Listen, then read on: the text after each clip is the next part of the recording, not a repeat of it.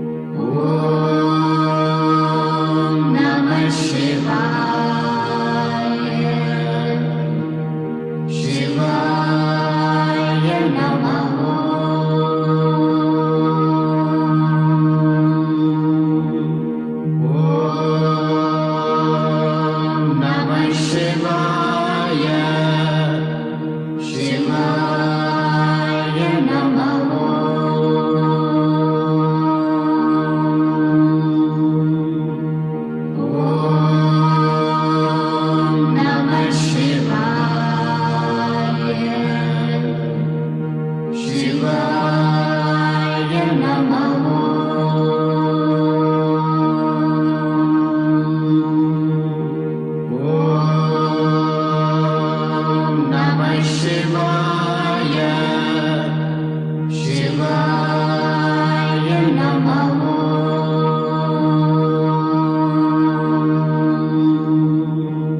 Om Namah Shivaya, Shivaya Namo.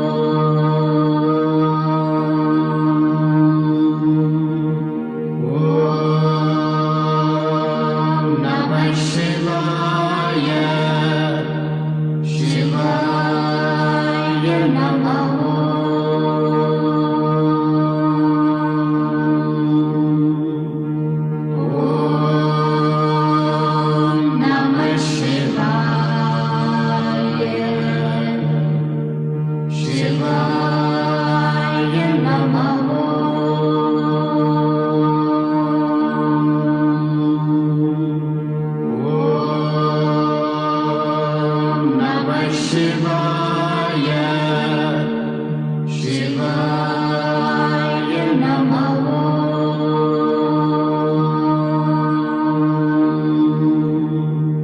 Om Namah Shivaya. Shivaya Namaha.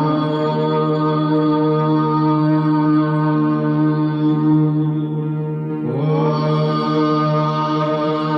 Namah Shivaya. Shivaya Namaha.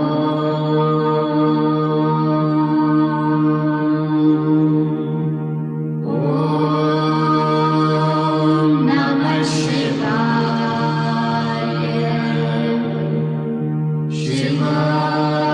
Shivaya Namaha.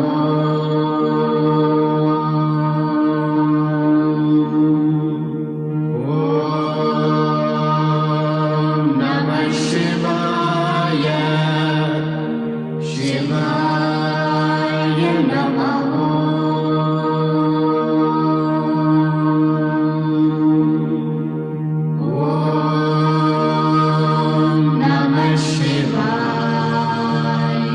Namah Shivaya. Shivaya Namaha.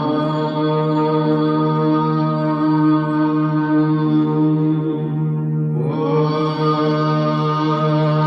Namah Shivaya. Shivaya Namaha.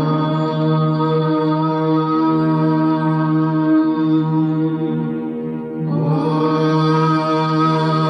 Namah Shivaya.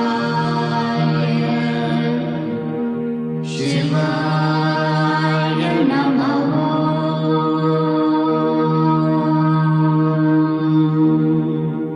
Om Namah Shivaya. Shivaya Namaha.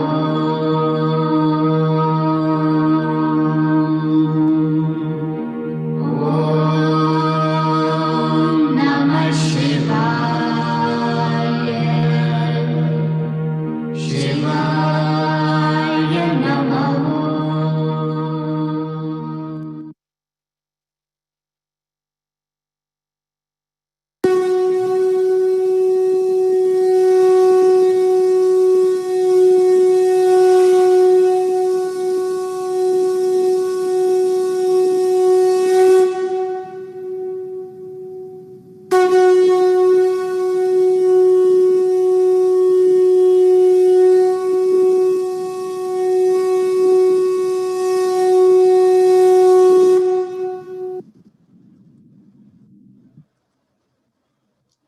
Greetings from Ashtanga Yoga Mandir, Sri Lanka.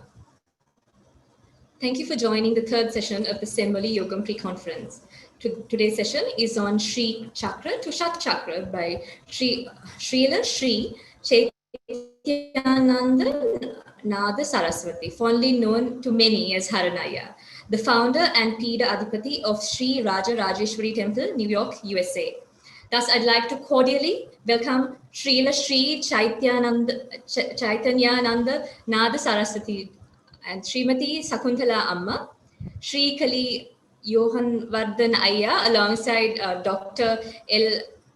Lambodaran, Director Shiva Siddham Padam, Canada, Dr. T. Subhananthiran, Dr. Ratnam Gauribalan from Sadhguru Isha, UK, Girijamba, India, Professor Jayarajan Sivalingam, Founder, Master Yoga, Canada. Before we proceed with the session, there are a few important points that needs to be adhered to by the audience. Please keep your microphones muted during the session. Please note that the questions can only be raised through chat, and that is also after 7 p.m. Kindly switch on your videos as a mark of respect. Access of any account which creates undue disruption during the program unintentionally or intentionally will be revoked and thus will not be able to attend the session. Next, we have a brief documentary on the Sri Vidya Temple, USA.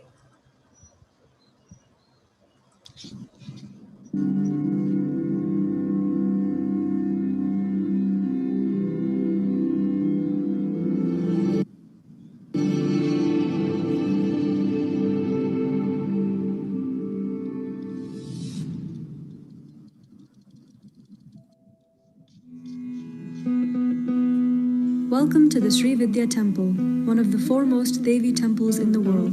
The Divine Mother resides here in the form of Sri Rajarajeshwari.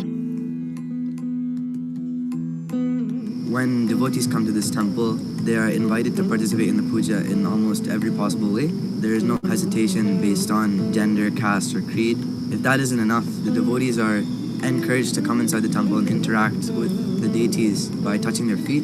This isn't available at any other temples.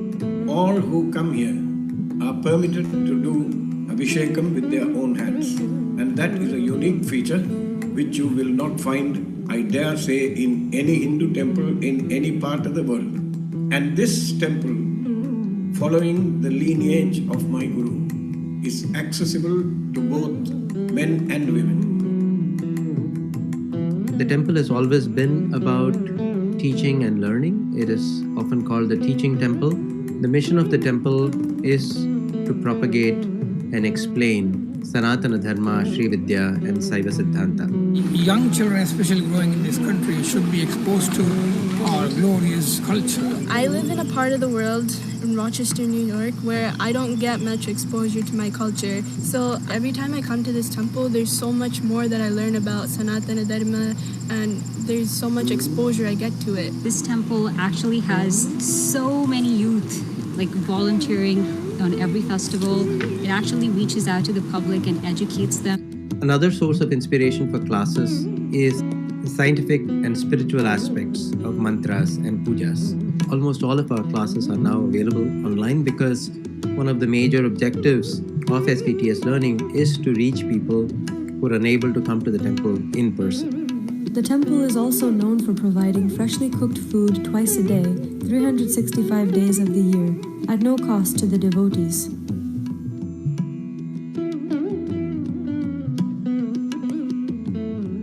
Within the last 20 years that we have been here, we found that we have run out of space.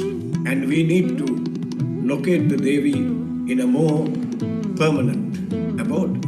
When you build the temple, especially the granite temple, that energy in the temple will be there lasting for thousands of years. Rajagopuram temple, it's really important. It is for us. We need to save our scriptures. We need to save our spirituality.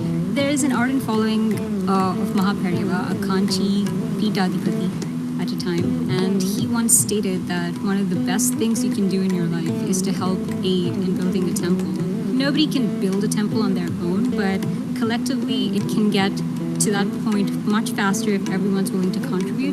There's no small contribution and a big contribution. Everybody should contribute to the best of their financial ability and make this a reality in our lifetime.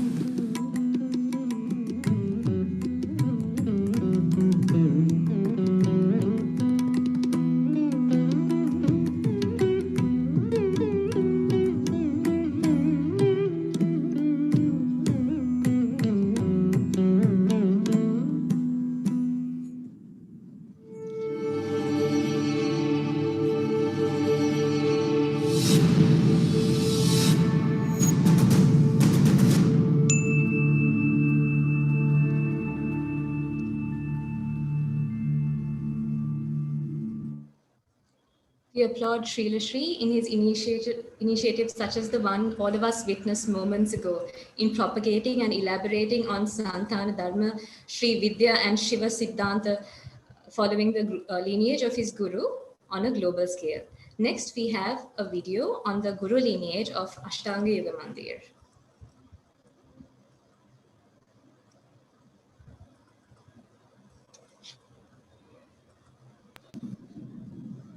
This valuable time, we would like to give you a glimpse of the Guru lineage of Ashtanga Yoga Mandir, Colombo, and we would like to explain the background and connection of today's speaker with the history and legend of Ashtanga Yoga Mandir, as well as the spiritual value system of Sri Lanka.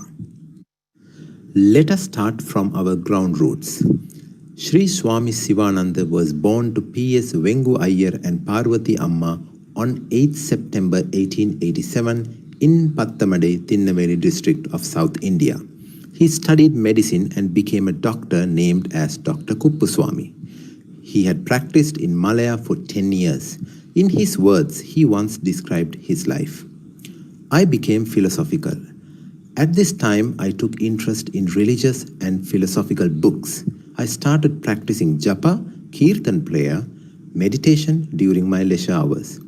An intense longing to serve the Lord in the poor and the sick possessed me. The blessed time came when I gave up my medical career, distributed all that I had to the poor and the needy, returned to India, wandered all over at Rishikesh. The second generation of the Guru lineage is Reverend Mataji. In 1952, Miss Nagaratnam Pillai of Sri Lanka, who was later known as Sri Swami Sivananda Sachintananda Saraswati Mataji, was invited to visit Rishikesh by Sri Swami Sivananda, the founder of the Divine Life Society.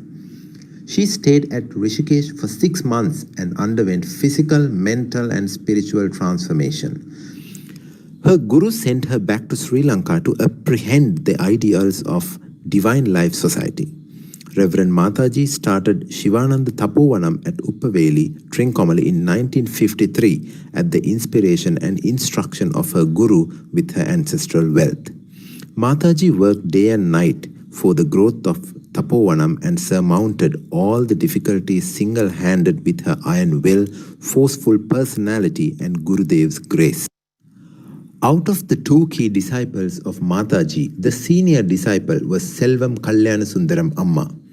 Tirumati Selvam Kalyansundaram is a landmark of the Hindu society and more aptly to the Hindu world.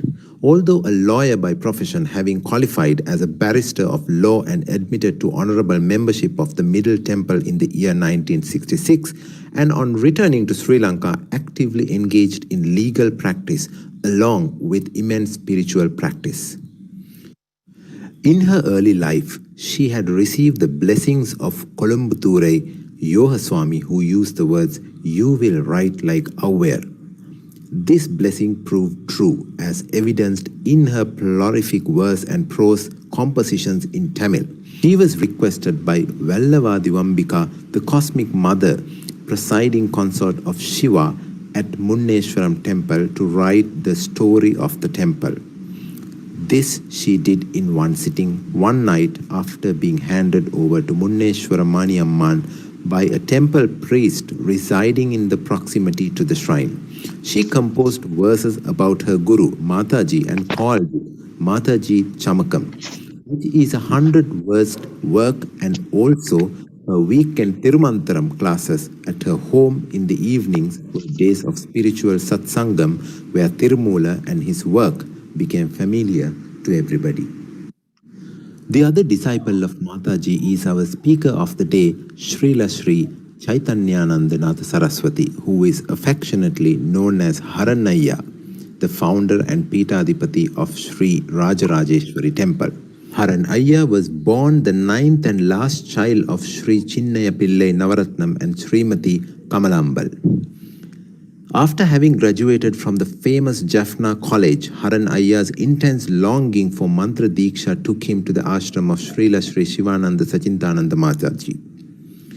From Mataji, he received the long-desired initiation into Shadakshara mantra on 16th March 1966, under the guidance of Mataji and her senior disciple Srimati Selvanayaki Kalyansundaram. Haranayya learned how to perform the puja at the Shivananda Tapovanam in Tirukunoshwaram. Together with his wife Shakuntala Amma, Ayyar immigrated to Lusaka, Zambia in 1971 to serve in the Ministry of Power, Transport and works as a government architect. It was during this time that Ayyar met his present guru, Srila Shri Amritanandanatha Saraswati, Dr. N.P. Shastri, who was originally from Andhra Pradesh. When first introduced, Ayyar felt overwhelmed by the compassion he saw overflowing from Shri Amritananda's eyes, and he immediately felt drawn to him. After observing Shri Amritananda performing some special mudras or hand gestures, Ayyar came to know that he was a Sri Vidya Upasaka, and he decided to ask him for initiation into Sri Vidya. On Friday, 5th of October 1979, a full moon day, Haranayya and his wife were showered with the priceless grace of Sri Vidya Mantra Diksha. In the year 1978, 1st of April, Reverend Mataji attained Samadhi. Her direct disciple and successor, Srimati Selvam Kalyanasundaram, carried on the spiritual traditions. She has written more than 5,000 songs of her spiritual experiences. On 27th November 1988, she and Mr. R. Kalyanasundaram re-established Tirumantaram Sangam and founded the Patanjali Yoga Mandir for all yoga-related activities. In the year 1992, she founded the Youth League for Sanatana Dharmic Perception, and on 21st of February 2002, she left the physical realm. In the year 2002, Tirumantaram Sangam and Patanjali Yoga Mandir was merged and named as Ashtanga Yoga Mandir, and all activities are being carried out by a dedicated team of volunteers.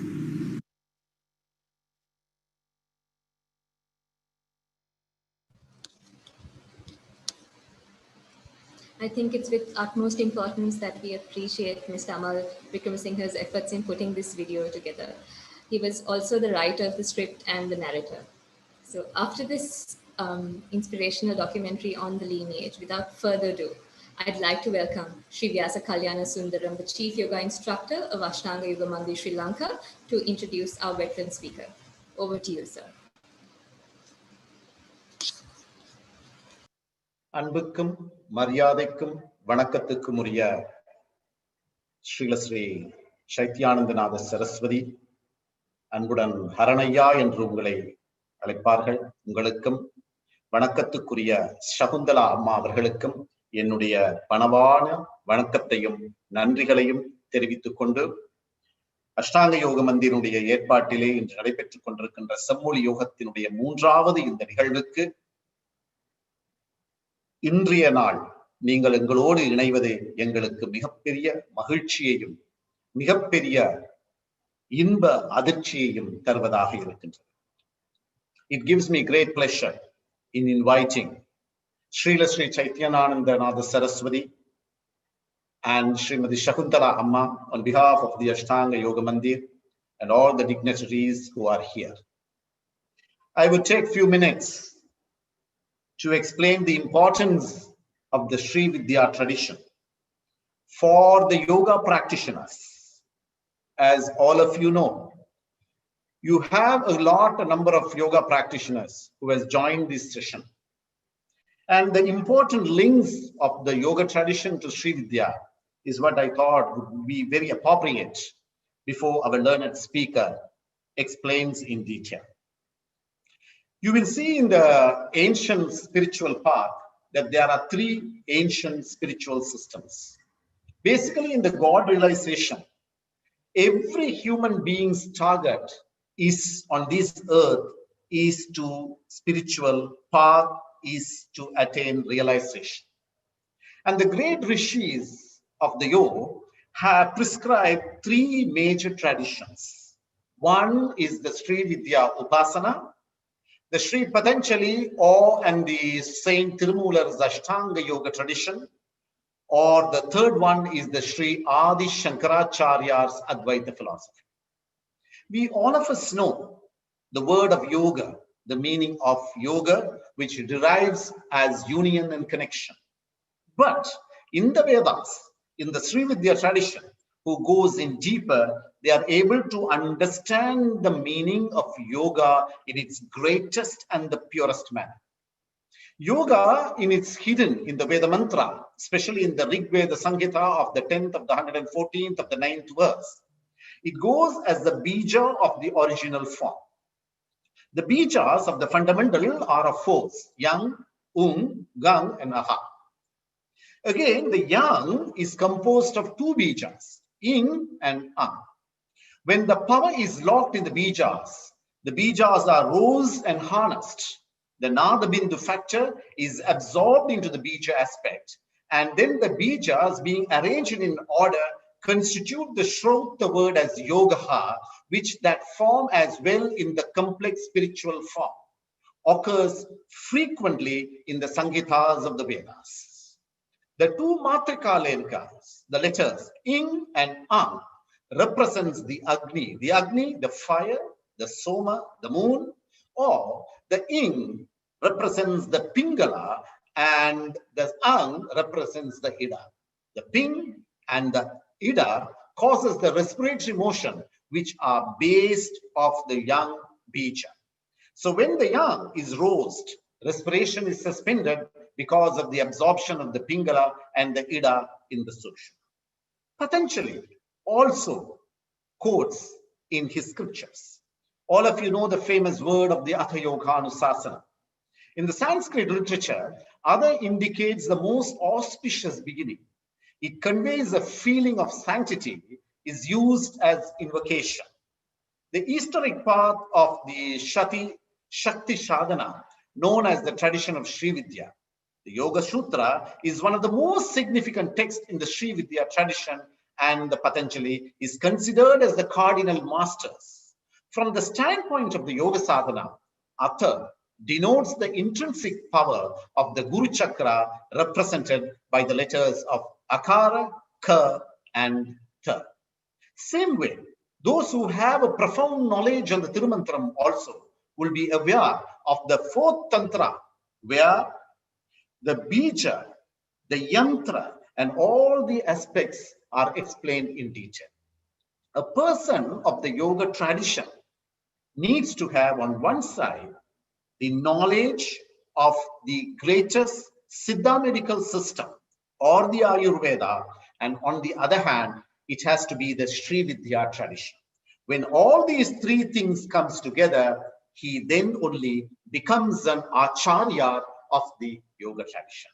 It gives us great, immense pleasure to welcome Ayya into today's program, and we are honored by his presence, and we hope this long term of tradition is continued. And I give my pranams and vanakkam to Ayya and all his devotees and disciples. Thank you.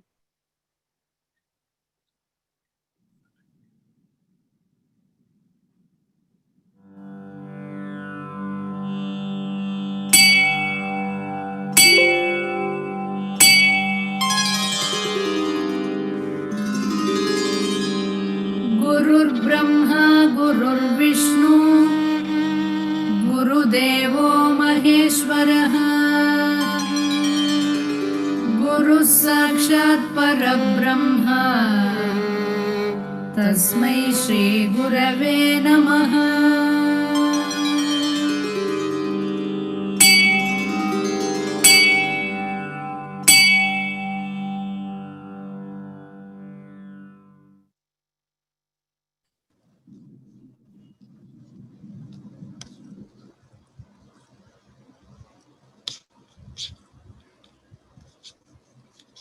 Namaskaram.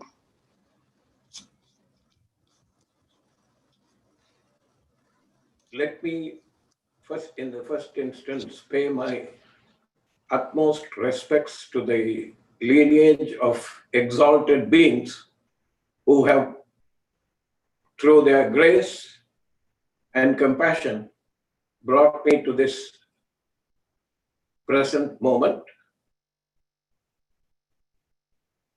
I worship the lotus feet of my esteemed Guruji, Sri Amritaనందనాథ Saraswati of Devipuram, India, who happened to be an ex-nuclear physicist researching pure physics for 26.5 years in the Tata Institute of Fundamental Physics there. TIFIR, his guru, who I had the privilege of meeting in person, Sri Saprakashanandanada Tirtha. Now today's topic is an ocean. So let me warn you in the beginning itself that I may just end up touching the topics that need to be discussed. When Patanjali enunciated Yogas Chitta Vritti Nirodha, the state of union, yoga, is chitta, the mind, vritti, production of, nirodha, to stop it. So if you stop the production of the mind, which happens to be thoughts, you happen to be in yoga. And there are numerous pathways that the exalted ones have laid out for us. The one that I have chosen happened to be practiced in my father's family for 6 generations until it became muted in 1918. When I was a 10-year-old boy, I heard my father talk about this tradition and realized that this has to be revived. That little thought was enough. And the Paradevata, the Divine Mother of the universe, started a series of connections, introductions, beginning with Sri Siva Satchidananda Mataji, who initiated me into Shadakshara. And I practiced Shadakshara mantra for 15 years before Sri Vidya would come my way. And in the meantime, I had been seeking sincerely and with great earnest, seeking practitioners of Sri Vidya and trying to get initiated into the mantra, only to be turned away. When I met Sri Amritanandanada Saraswati in Zambia, in the city of Lusaka, when I approached him for Diksha, I was surprised. Without batting an eyelid, he agreed. And that one little act of compassion has resulted in what we have with us today here. Let me go into the topic. Now, Sri Chakra, Sri Yantra, has been the center of this tradition. Sri Chakra, what you see, has many forms. We will get into that shortly. The Sri Chakra itself is not the metal sculpture that you see in front of you, but it is described as the human body. In Sri Vidya, 3 important Upanishads are used. Tripura Upanishad, Tripura Tapini Upanishad, and Bhavana Upanishad. Bhavana Upanishad will teach you the relationship between the Sri Chakram and the body. It describes the body as Navarandara Deham Sri Chakram. This body with its 9 openings is the Sri Yantram. Sri Guruhu Sarva Karana Bhuta Shaktihi. The residing power that is inside you as Atma Swarupam is your Guru, who is a representative or who is the form of the Devi, of the Devi. Varahi Pitrurupa, the paternal portion inside your body is represented by Varahi. Kurukulla Bali Devata Mata, the mother who sacrifices at every step for the child, is in the form of Kurukulla Devi in the body. Now this Sri Yantra is described as Chakra Raja, the king of chakras. And I dare say it is the first chakra that manifested on its own. It manifested on its own in the universe, as experienced by several scientists. You would see The lineage traces from Sri Rajarajeshwaranandanada to Kalyanananda Tirtha, Swaprakashanandanada Avaduta Tirtha, Sri Amrutanandanada, and to me. On the other side, Sri Shivanandanada Saraswati, Siva Satchidananda Mataji, and myself. This Sri Yantram manifested itself, and you will find the first reference of the Sri Chakram, the Panchada Sakshari, Pancha 5, Dasa 10, Aksharam syllables. So 15 syllable mantra is traced in the Bhuvanavadi Chakram of Tirumandaram, where it goes Kakaradi Oraindum, Kaniya Panmai, Akaradi or Aru Ardame Polum, Sakaradi Yor Nangutan Sutta Vanmai, Kakaradi Muvitta Kamiya Muttiye. This is a coded version of the Panchasakshari mantra, which goes Ka E I La Hrim, Hasaka Hala Hrim, Sakala Hrim. The Panchasakshari mantra has many variations. According to the three rishis who enunciated it, this one, Kakaradi, the mantra beginning with the word Ka, the rishi is Manmada, Cupid. The mantra that begins with the word Ha, the rishi is Lopamutra, Agastya's wife. And Sa, Sakaradi, beginning with the word Sa, the rishi is Nandi, and in some traditions, it is ascribed to the rishi Durvasa. Now, the forms of the Sri Chakra. Sri Chakra can be two-dimensional or three-dimensional. If the three-dimensional version is a full projection of the side of the Sri Chakra, it's called a Purna Meru. If the projection is 50%, it is called Ardha Meru. And if it is 25%, it is called Parsa Meru.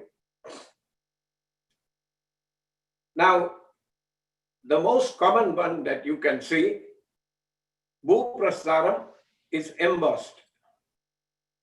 That means you will see as though the petals and the lines have been carved. They have been embossed on it. If it is plowed in, it is called Kailasa Prastara. Now, the variations of the Sri Chakram also, they have used, it is very common to find semi-precious stones that have been carved into a Sri Yantra Mahameru. A note of caution is that these carvings must be absolutely perfect, because there are 43 triangles formed by 5 downward pointing triangles, Shakti triangles, and 4 upward pointing triangles, Shiva triangles. Those are intertwined, forming 43 of them, and with the Bindu, it becomes 44. Now, the Merus that are produced, they can also use metals, copper, Panchalovakam.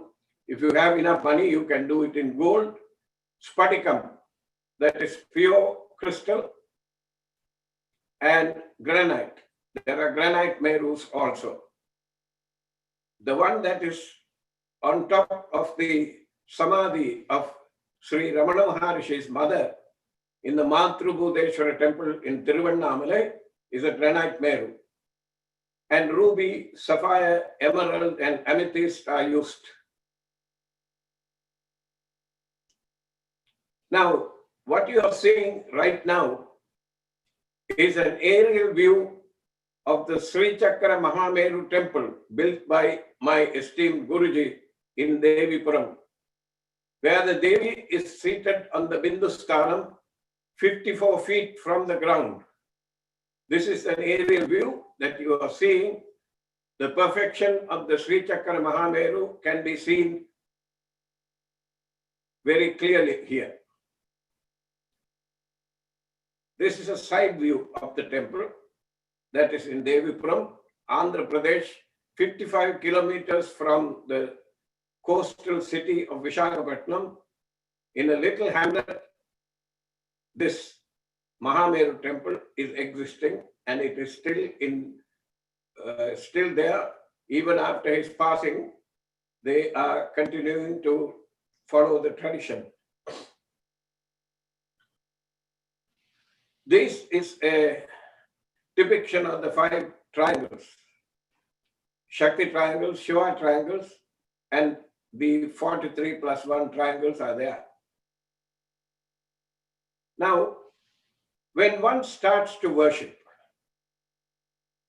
activation of the right and left hemisphere, especially people who are following the yoga tradition,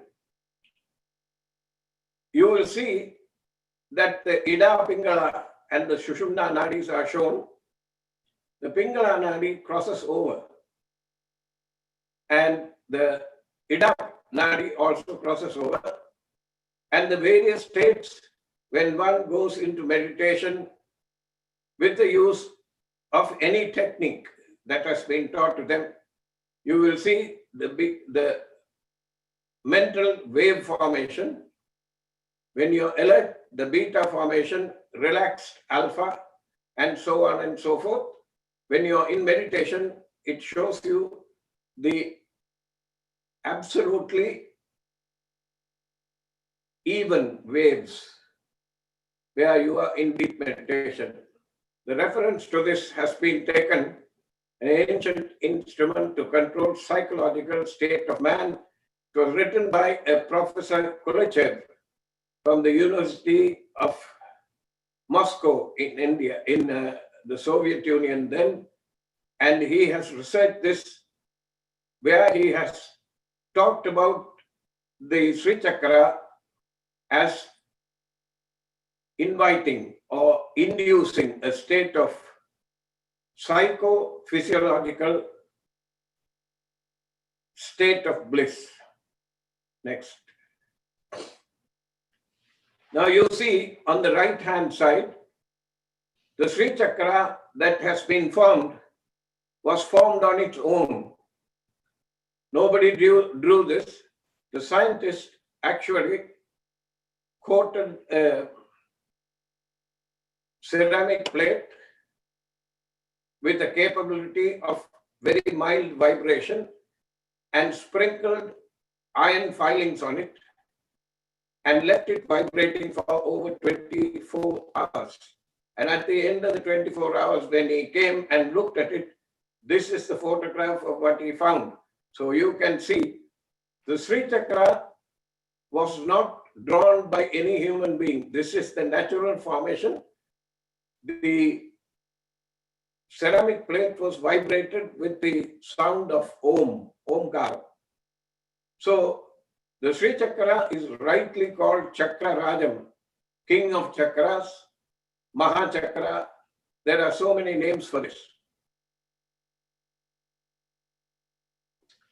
When you identify the human body, if you can see the similarity between the Shivalingam and the brain, this is a ventral view of the brain, of a human brain, and Mahaganapati, where you will see the pons and the trigeminal nerves emanating from the ventral side of the brain. It gives you exactly the shape of Mahaganapati. Now, the Sri Chakra can be tied. We will spend a little time with this one. The central diagram that is there was written or was drawn by myself as a frontispiece for my book that was published in 1984 detailing the worship of the Sri Chakra. This is a Purna Meru that has been dissected deliberately to show the relationship between the human body and the Sri Yantra. On the left, you will see the identification of the areas where the 6 chakras, Shad Chakras, are there. On the right-hand side, you will see a kalasam, that is a pot of water with the normal arrangement that any Hindu would make to worship. How to map the 6 chakras into the body of the kalasam and how the worship is to be continued. So if you will go from the bottom, there is Mooladharam, prostate gland and testis, it's not shown, but that's a Mooladharam. It's near the ejaculatory sphincter. And the Swadhisthana, the genital organs, Manipura Chakram behind the navel, stomach, pancreas, duodenum, and Anahata Chakram. Anahata Chakram is shown at the cardiac plexus, and Visuddhi, thyroid, parathyroid, and thymus. And Agnya Chakra is at the pituitary gland and the pineal gland, and Sahasrara Chakra is there. Now, when one starts to chant the mantra, changes will begin to occur at all levels. There is a physical plane, a mental plane, and a causal plane. And the worship of the Sri Chakra, if it is properly done as per instructions, the puja will occur in all three zones at the same time. That means there will be a physical puja happening in front of you and the mental puja happening in your mind. And if these two are properly done, in the causal plane, in the universal plane, everything will be done. So you will see on the right-hand side in the pot, we have mapped out the 6 chakras, Mooladhara, base of Kalasa, Swa Adhisthana, halfway up inside the water, Manipura Chakra, air, coconut water intersection,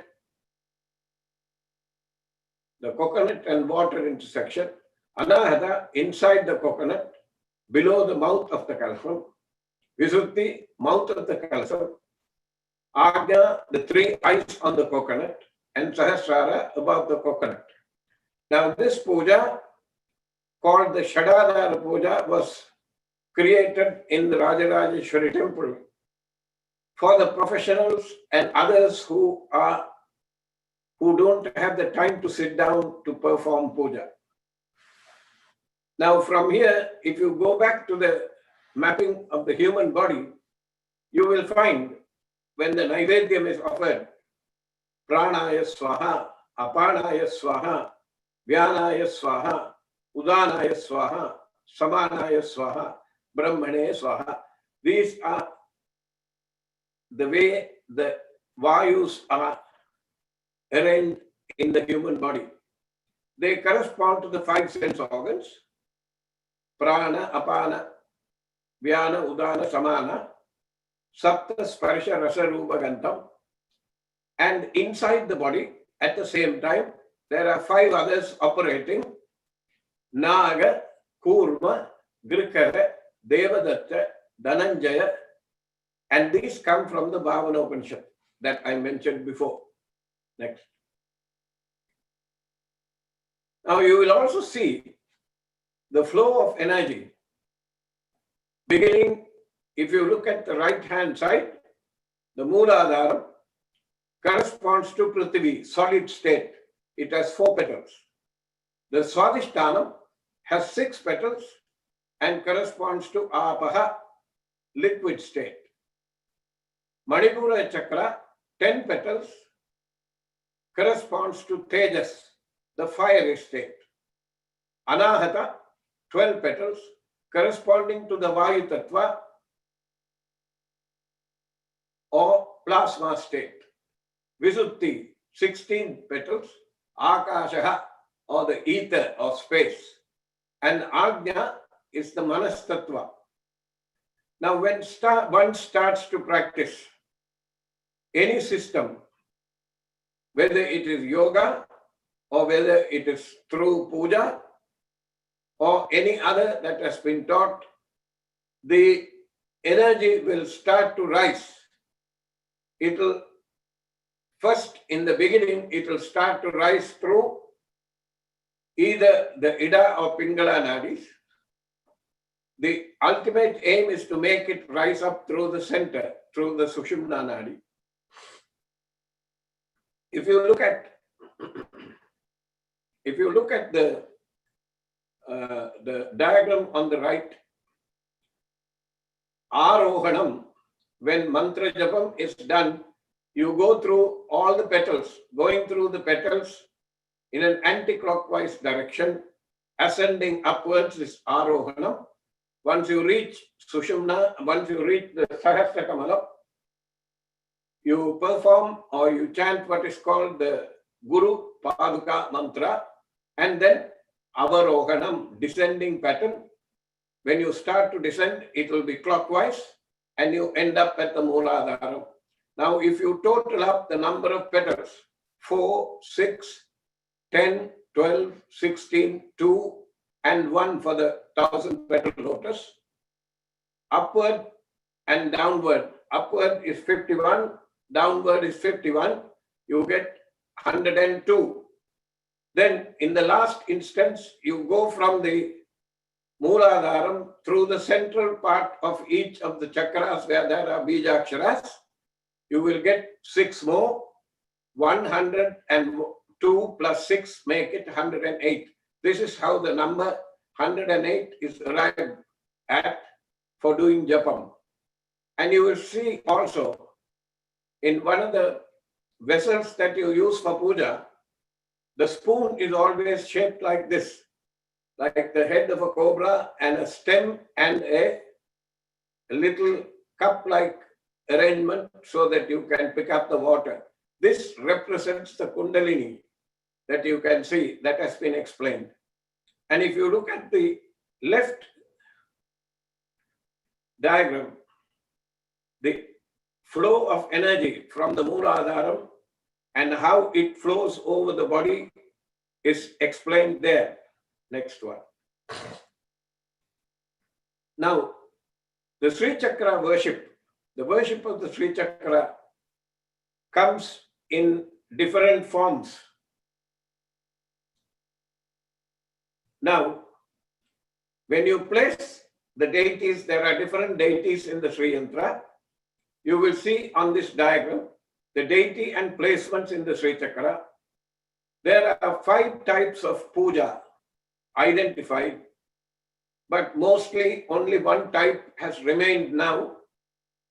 And you can see each of the deities are placed. Each one has a name, a form, and you have to have, it must satisfy 7 criteria to be called a deity. The first one is Utpatti, where in the scriptural references is its beginning mentioned, Utpatti. Sthanam, where is it located? In which text is it located? Lakshanam, whether it is standing, whether it is sitting, what weapons is it carrying, how is it dressed, what color is it? Lakshanam. Utpatti, Sthanam, Lakshanam. Then Mantram. What is the auditory equivalent of this deity? Mantram, Yantram. What is the diagrammatic or geometric formation, the geometric form that is associated with this deity. Mantra, yantra, tantra. What is the technique that will bring the mantra and the yantra together? This is where the union that was spoken of by Sri Vidya, when the union takes place. So, Utpatti, Sthanam, Lakshanam, Mantram, Yantram, Tantram. The last one is Prabhavam. Where is it shown in the texts how this deity has interacted with its devotees? So these seven have to be satisfied. And the Navavarana Puja, Nava, 9, Avarana, curtains or veils. As one progresses performing this puja, in the body, in the Sri Chakra in front of the person, and in the cosmic realms, this puja will reveal, it will remove one veil after the other. Now, there are various methods that have been put forward by the realized beings. This puja is called Navavarana Puja, Nava Avarana Puja, and there are 5 forms identified. Vamacharam, the extreme left-handed path that has been prescribed, where the Panchamakaras are used, the 5 M's. I will not go into that at this time. The second one is Kaulacharam, Kaura Acharam, where substitutions for the 5 M's are allowed. Substitutions are called Piradinidhi. So instead of offering meat, one would offer ginger. Instead of offering alcohol, one would offer honey. Like that, in this fashion, the second puja is called Kaulacharam. Today, if one takes a Sanskrit dictionary and looks up the word Kaulacharam, it will say left-handed path of worship. My guru explained to me that the word Kaulacharam comes from Kula Acharam. Now, all of the people who are listening to what I am talking about are united in one way to learn what the Sri Chakra denotes and what it is. We can be called a kulam, a group of people who are united in the pursuit of a single goal. So, kulam. So, the discipline, kula acharam, the discipline associated with the kulam is kulacharam, kaulacharam. The next word, the next meaning of kaulacharam means, kulam means petal.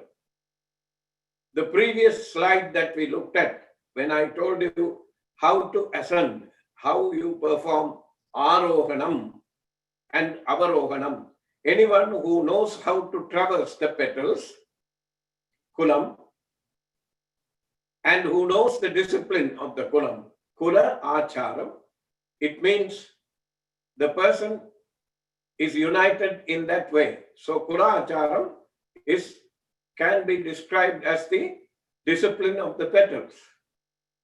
So kula acharam. Now the middle one that you see there is called Misracharam. I will come back to that. Samayacharam.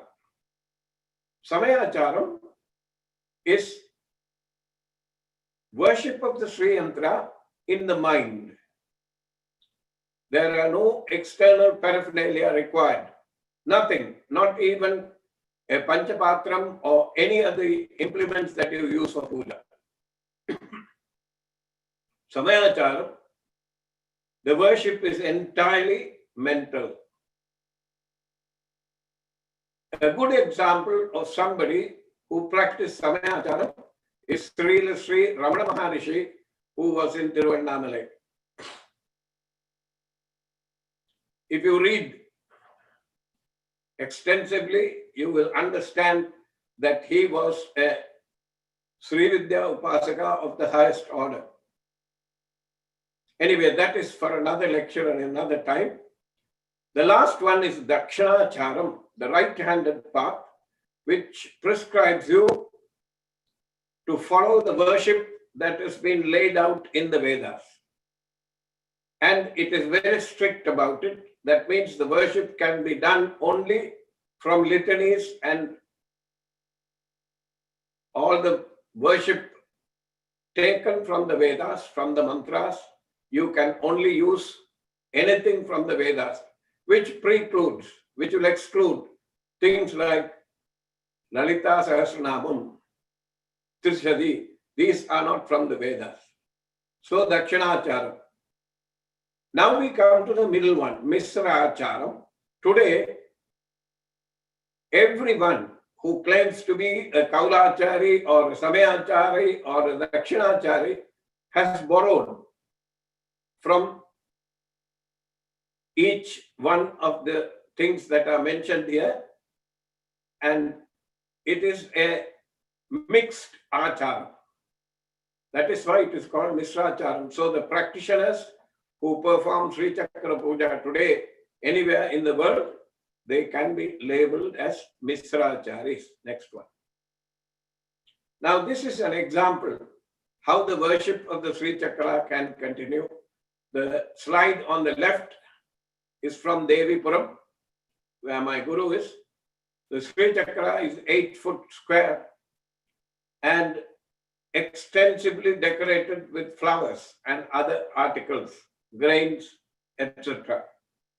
And the devotees sit around it, and in the middle, in the Bindusthanam, there is a lamp denoting the light, the divine light, and worship can be done by using Lalita Trisali, Lalita Sahasranamam, anything. And at the end, just like in the Tibetan mandala worship, the Sri Chakra is, the flowers are collected and distributed to the people as prasadam. On the right-hand side is the Sri Mahameru that is there in our temple. It's 18 inches square and it's a Purna Meru, subscribing to the Kanchipuram Sampradayam. We will come to that. Next one. Now this depicts the Sri Chakram that was produced during Navaratri of this year. In our temple, you will find absolute decorations, 8 foot square yantra. In the middle is a Devi, and the puja can be done in any way that one chooses. On the right-hand side is the Sri Rajarajeshwari Devi in our temple. She is made of granite and was carved by Muttaya Sabadi some years back in Bangalore, and then donated to the temple by the late Tiruchi Swami. Now the worship of the Sri Chakra here, the Sri Chakra that you see on the left is 1/4 mile square. This was drawn by a gentleman by the name of Witherspoon, Tim Witherspoon.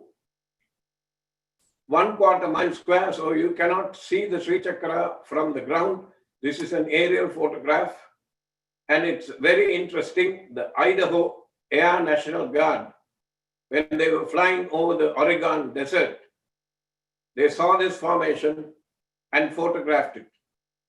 And there was raging controversy for over 2 or 3 months trying to determine how it arrived, how this formation arrived there.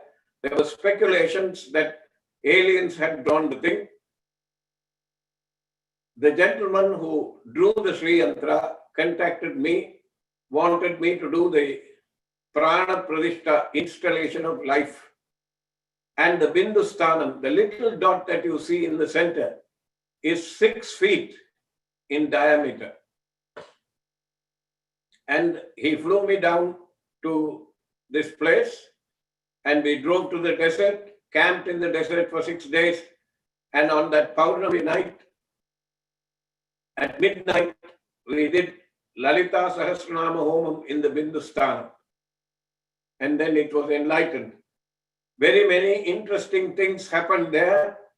Animal life that had long deserted this place started to come back, and the day after the puja was done, it rained on this desert after 22 years. And life and animal forms started to come back, because this is what happens with the Sri Chakra, because it is that of the mothers, and mother is associated with life. The Sri Chakra, if you notice, is perfectly symmetrical vertically. But if you draw a horizontal line, the symmetrical portion is not there. It is not symmetrical anymore. On the right-hand side, again, you see another decoration during Navaratri in our temple. Now, union with the Devi. That is the aim of Sri Chakra. It is called Aikya Anusandhanam. Aikya Anusandhanam means you finally become united with the Devi and you become the mother herself, which coincides perfectly with Shankara Advaitam. The Advaitam that was preached by Shankara is perfectly brought about by this Aikyanusandhanam, and it is for this reason that in all the Shankara Matams that have been established by Adi Shankara, the primary ritual is Chandramaulishwara Puja, which is the Sri Chakra Puja that is performed in different times at different times of the day, morning, noon, and night. The only difference between the pujas that you and I perform and what is performed in the Shankara Matams is that the Sri Chakra is rotated. For a householder, the Bindusthanam, the last triangle, you sit with the apex of the triangle facing you. For a sannyasi, the last triangle, the base has to face one. So the orientation is very different in this. So this is what goes on with the puja. And now, when one performs the Sri Chakra puja, like I told you, even if one is using Misra Acharam,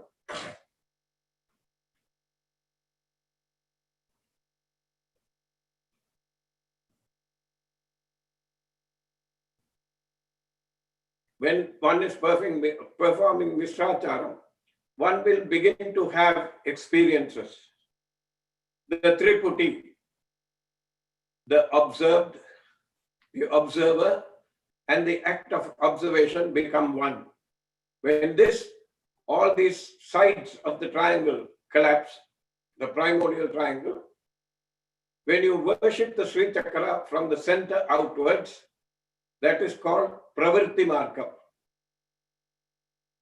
When you want to collapse all of it and become united with the Devi, you go from outside to the inside. Then it becomes Nivritti Markam. I think it is time for me to be answering some questions that would come. So I would ask Sri Vidya to let me know whether there have been any questions during this. Thank you very much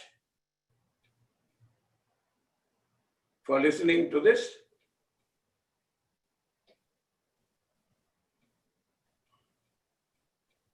Questions?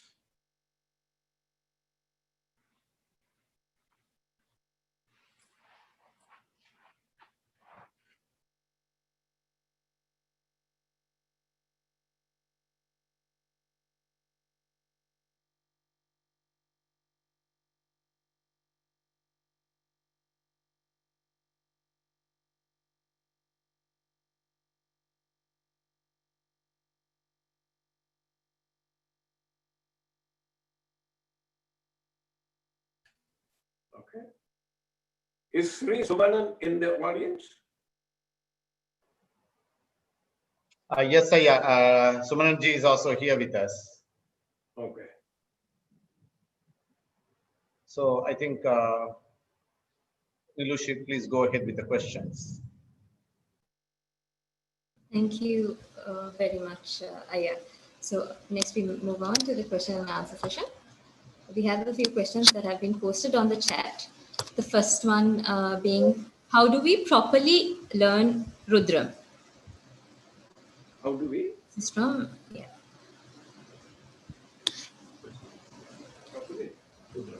Propagate the Rudram. Oh, how do you learn the Rudram? Oh. Unfortunately, the way things are set up, the Rudram comes from the Yajurvedam, 5th Patalam. Because it is from the Vedam, from one of the Vedas, the normal setup is they would require you to attend a Veda Patashala. But there comes the difficulty because Veda Patashalas are open only to children who are born of Brahmin parents and male.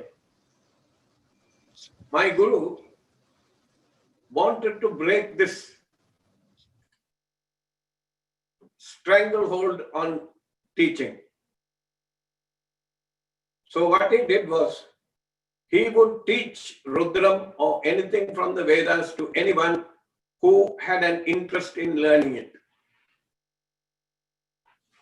Rudram is something they would not let, even those who know, they would not let ladies chant it. The Rudram has 2 portions to it. The first one is called Namakam, where the mantras will end with Namaha. Namaste Rudramanyava Utota Ishave Namaha. This is called Namakam. And this is divided into 11 portions called Anuvahams. 11 Anuvahams. Then there is the second part, which is called Chamakam. Chamakam is what happens when you ask Shiva, Chame, Chame, it will go on, San Chame, Mayas Chame, Priyan Chame, Nukamas Chame. That means give me, give me. If you chant the 11 Anuvahams of Namakam, you are allowed to chant 1 Anuvaham of the Chamakam. So that means you will end up chanting Rudram 11 times to complete the 11 Anuvahams in the Chamakam.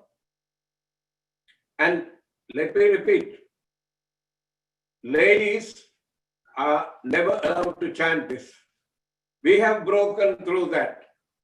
I have broken through several of these archaic traditions by empowering the ladies to do puja in our temple. They have first preference.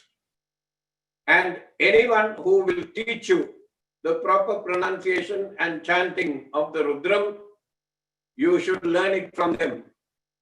Let me give you a little bit of an opportunity here. Go into grdis.org.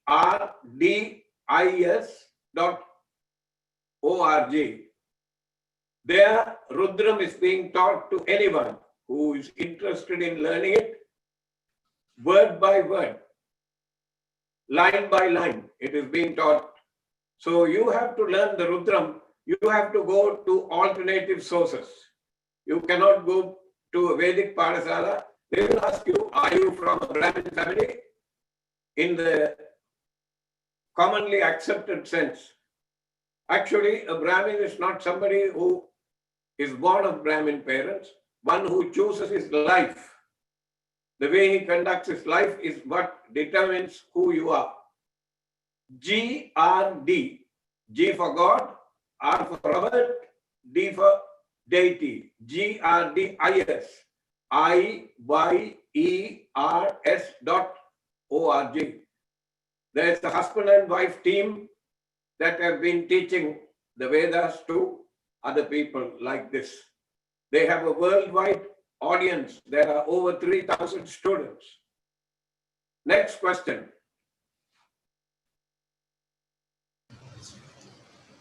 Devi Mantra and Devi Mahatmya, is it different or is it the same puja? Devi Mahatmya is Durga Saptasadi, 700 slokas. That is not the same as Sri Vidya Puja, although it can be made to be part, to be an anka. That means it can be made to be a part of the Sri Yantra Puja. When you perform upacharams, that is when you give the Devi services, Sadhishakti Upacharam, 64 different services.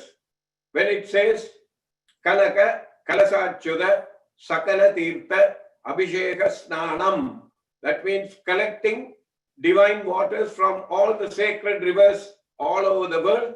When you perform Abhishekam, you can chant Rudram, Namakam, Chamakam, Purusha Suktam, Sri Suktam, Durga Suktam. And if you have time, you can chant Devi Mahatmyam, because it's going to take you time to do this. And I don't believe that you can chant part of it and leave it at that. If you start, you must chant the whole thing. Otherwise, laziness will set in after some time. Yes, it is slightly different. Next question.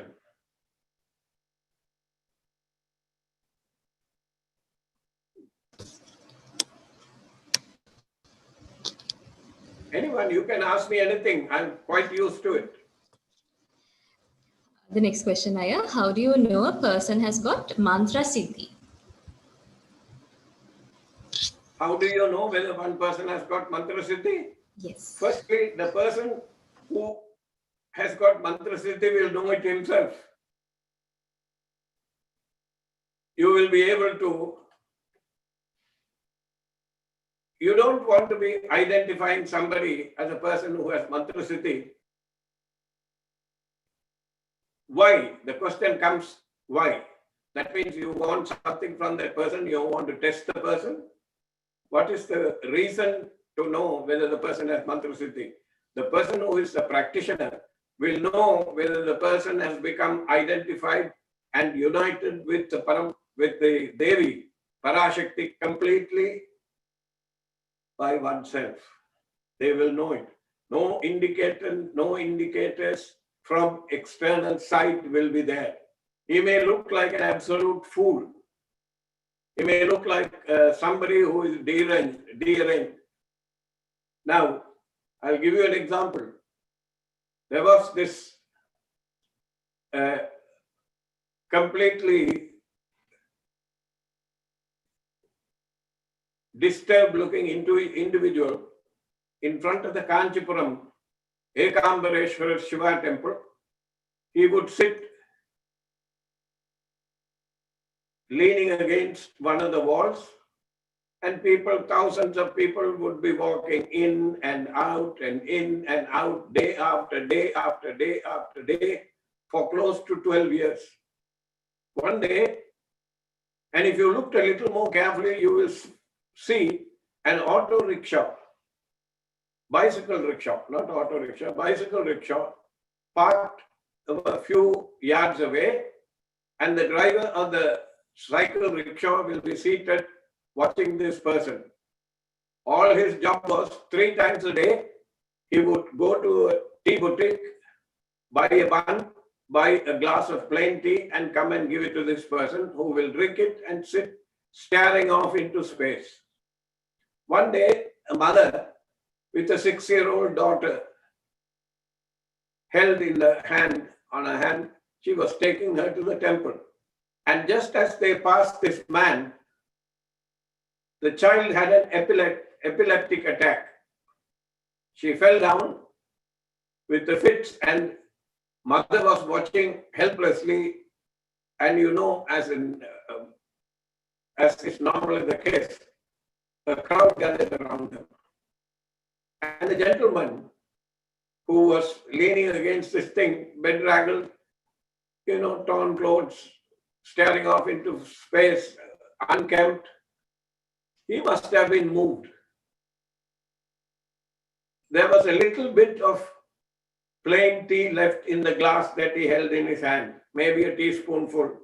He gestured to the mother to bring the child. When she brought the child to him, he poured the rest of the tea into that child's mouth, and the uncontrolled body movements of the child stopped, and she went to sleep. And that child never experienced epilepsy again. That was the end of his tranquil moments. From that day, miles of people will stand in front of the temple without going in. They will come and ask him, can you tell me this? Can you tell me that? My child is sick. My husband is sick. You don't know when mantra siddhi comes, how it will come, in which way it will come. They have no interest in praise, or they have no interest in defending themselves or anything like that. The peace and tranquility stopped for this man. So what he did, he changed his residence. Instead of being in front of the temple from that day, he went to a crematorium and sat under a tree. Now, the Indians also have a healthy fear of crematoria. So nobody bothered him there until his samadhi. Some 12 years later, he sat under that tree. And only those people who dared to go there, because if you go to the crematorium, when you come back home, you're supposed to bathe and clean yourself completely. So mantra siddhi is not something that you can pinpoint and say, there are no symptoms, okay? It's entirely up to the person whether he wants to share his ecstasy with the external world or not.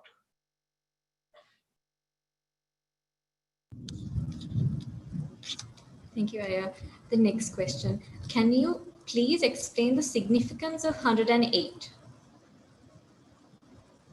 I told you, I thought I went through this with the, can you bring the slide up, please? Mooladharam.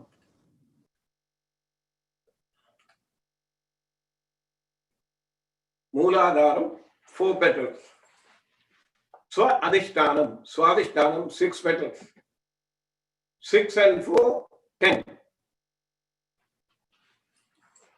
See, you can see on the right hand side, Mooladhara 4, Swadhisthana 6, 6 and 4, 10, Manipura 10, 20, Anahada 12, 32, Visuddhi 16, 48, Ajna 2, 50, Sahasrara, that doesn't belong to the body, so you give it a value of 1, so 51.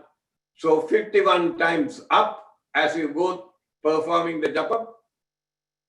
Beginning with Mooladhara, you go in an anti-clockwise direction, up, ascending, 51. Then you come down, again, descending order, clockwise, 51. 51 plus 51 is 102. Now, each of these chakras that belong to the body, the 6 chakras, Shad chakras, they have bijaksharas in the middle of them. So you go through the centers of each of them up to Sahasrara. So 102 plus 6 becomes 108. That is how this 108 number comes about. And to remind you of this is how the Udrani, the spoon that you see on the right with a cobra head and a stem and a little bowl-like arrangement in the end, that's called a Udrini. That is how it is used. That is how it came about.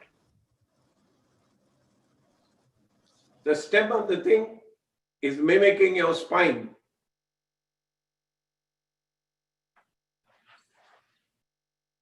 Did you? I hope you understood the methodology that has been used to come about with 108. Thank you, Aya. That was a very informative response. The next question. Can you say more about Pravritti and Nivritti Marga? Pravritti and Nivritti Marga. Okay, my tradition, bring about a Sri Chakra, show a Sri Chakra with the deities marked in.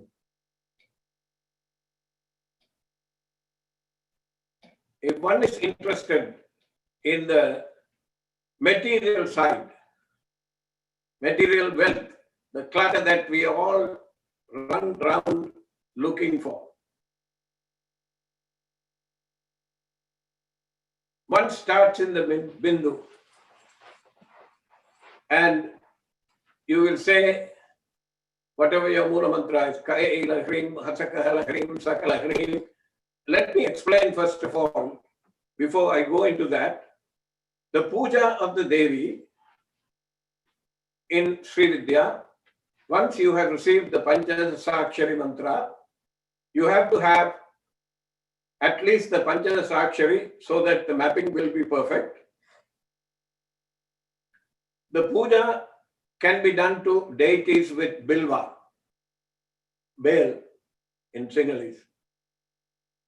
Bilva, or you can use lotus petals, or kumkuma, or akshatas. Akshatas is rice infused with turmeric. But for the Devi, worship has to be done with amritam, nectar. In the Navavarana Puja, the first step is called Sri Kramam. Sri Kramam details how you should make this nectar. There are many traditions how you can do it. But in my tradition, how we perform it is we have gathered 54 ingredients in the form of herbs and spices, carefully chosen. And this 54 ingredients are added together with mantras. There are particular mantras for that. And for each of them, you have to do Agni Kalas. Agni Kalas are 10. Then you do Surya Kalas. Surya Kalas are 12. Soma Kalas, 16. Brahma Kalas, 4. Vishnu Kalas. Brahma Kalas, 10. Vishnu Kalas, 10. Rudra Kalas, 10. Ishvara Kalas, 4. Sadasiva Kalas, 16. Then all the alphabet in Arohanam and Avarohanam. The 51 letters, each letter of the Sanskrit alphabet is a mantra. You go through that. Then you install Brahma, Vishnu, Shiva, and Parashakti, and the Guru. So this takes a little bit of a time. Now this nectar is offered at the Bindu Sthanam. If the Sri Chakra is very large, you can identify the deities that you see numbered and offer it in each place. But the easiest would be, if it is a small Sri Chakra, you offer it in the Bindu. So from the Bindu, you come outwards. That is called Pravritti Margam. And what that will give you is, it will give you all the paraphernalia that you see around cars, houses, anything that you want will come from there. But if it is Nivritti Margam, you want to, your ultimate aim is to unite with the Devi and become the Devi. Aham Brahmasmi, I am that. Tattvamasi, you are that. See, Prajnanam Brahma. Outwardly, Prajnanam, whatever that I see around me is Brahma. Is Brahman. I am Atma Brahma. What resides me, inside me as a flame of consciousness is Brahma. Tattvamasi, you are that. Aham Brahmasmi, therefore, I am that too. So if you choose that margam, you go from the outside of the Sri Yantra. The deities are the same, there are no difference. And you go from outward to inside, from the square to the 16-petal lotus to the 8-petal lotus, 14 triangles, outer 10 triangles, inner 10 triangles, the 8 triangles, the last triangle and the bindu. This is Nivritti Margam. And you will end up becoming one with the Devi. And the moment you become completely united, you will become the universal being. So what happens 5,000 miles away, you will instantaneously know and identify. That's the way this is. To the best of my knowledge, I don't see anywhere except in one place that I saw when they were doing the puja, they came from inside to outside. 99% of the pujas that are done are Nivritti Marga. Any other questions? We have quite a few questions that have come in, Aya. The next one being, can you please explain the Shri Chakras again? But I think Aya has already elaborated on that question. Moving on to the next one. Can you relate Aikya Santanam to Yoga Anushashanam as said in Patanjali Sutra?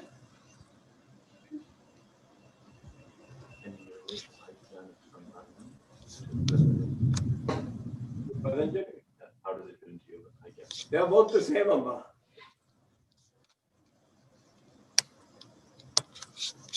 They are both the same. The names are different. The truth is one, the sages call it different names. It's the same experience. I explained to you, the first sutra of Patanjali is Yogas Chitta Vritti Nirodha. You eliminate the production of the mind in the form of thoughts. You're already in an unmoving, blemishless, pure state. That purity is the one that is called Aikyanu. You merge with the Devi. It's the same thing, same experience, except that the methodology is different. You have chosen a different path, I have chosen a different path. I like it because in my previous life, say 20 years before, I was an architect. And all these things, the anthropology of a particular place, the formation, the way a deity is carved, the finishes, the scale, the colors that are used, employed, all of these things fascinate me, maybe because I'm an architect. And if you come to the Rajarajeshwari temple in Rochester, New York, you will find that all the puja patrams, all the articles that are used for puja, and every part of the temple is gleaming. Because the training that went into me becoming an architect in the University of Ceylon has, it has conditioned me to do this. And there are so many people with different types of approach. And in this place, there are food chemists, there are lawyers, there are doctors, surgeons. Everybody comes and they all appreciate the finer things that are there. So the approach is different. I have seen pujas being performed to a Sri Chakra because the persons who are there are absolutely poor. They have used coconut shells for patrams. For Amrita patrams, they have used half of a coconut shell. The puja is still the same. It does not matter, the mantras are the same, except that the methodology that we choose for going towards the mother is different. That's it.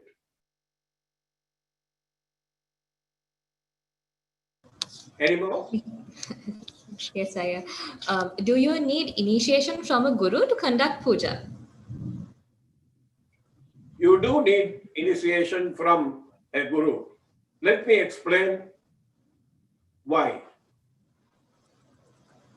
When you go to someone, that person should have tread the path before and accumulated a certain amount of spiritual wealth. It's like going to somebody and they give you a check. They give you a check for $500. If that person's bank balance is zero, that check is going to bounce and you are not going to benefit, he is going to get into trouble. When somebody has reached a particular zenith, a particular plateau, a plane, where their spiritual strength has been established, and they, for Sri Chakra, for Sri Vidya, you have to ask for the initiation. Without asking, it won't be given. So you have to go seek that person out and ask for the initiation. If that person thinks, or if that person feels, if that person experiences that you are a fit vessel to receive the mantra, he will initiate you. And without that, when he initiates you, he is not just giving you the mantras, the words of the mantra. Along with it, when the initiation takes place, he enters your body through the Ajna Chakra, and he goes down to the Mooladharam and cleans that chakra out. Whatever karmas that you have done, that have accumulated there, the impurities, he will clean it. Then he will come to Swadhisthana, do the same. He will absorb, he will absorb the Prithvi Tattva there. Then Swadhisthana, he will clean it up, absorb this Apas Tattva, so on and so forth, Agni, Vayu, Akashaha. And finally, he will come to the Manas Tattva and the Ajna Chakra, clean it up. Now, all this karma that has been accumulated by the disciple now is the property of the Guru, the one who has taken it. So he has cleaned you up and then gives you the seed so that a new seedling can sprout and become a tree. So this is the process of initiation. This is one method. There's another method called Nayana Diksha. If that person has been completely, fully evolved, he will stare at you, look at you, and through the power of his ability to concentrate on you, he will give you the mantra. This experience happened to me when I was 15 years old. Long before I met Sri Shiva Satchidananda Mataji, I went to see Yoga Swami.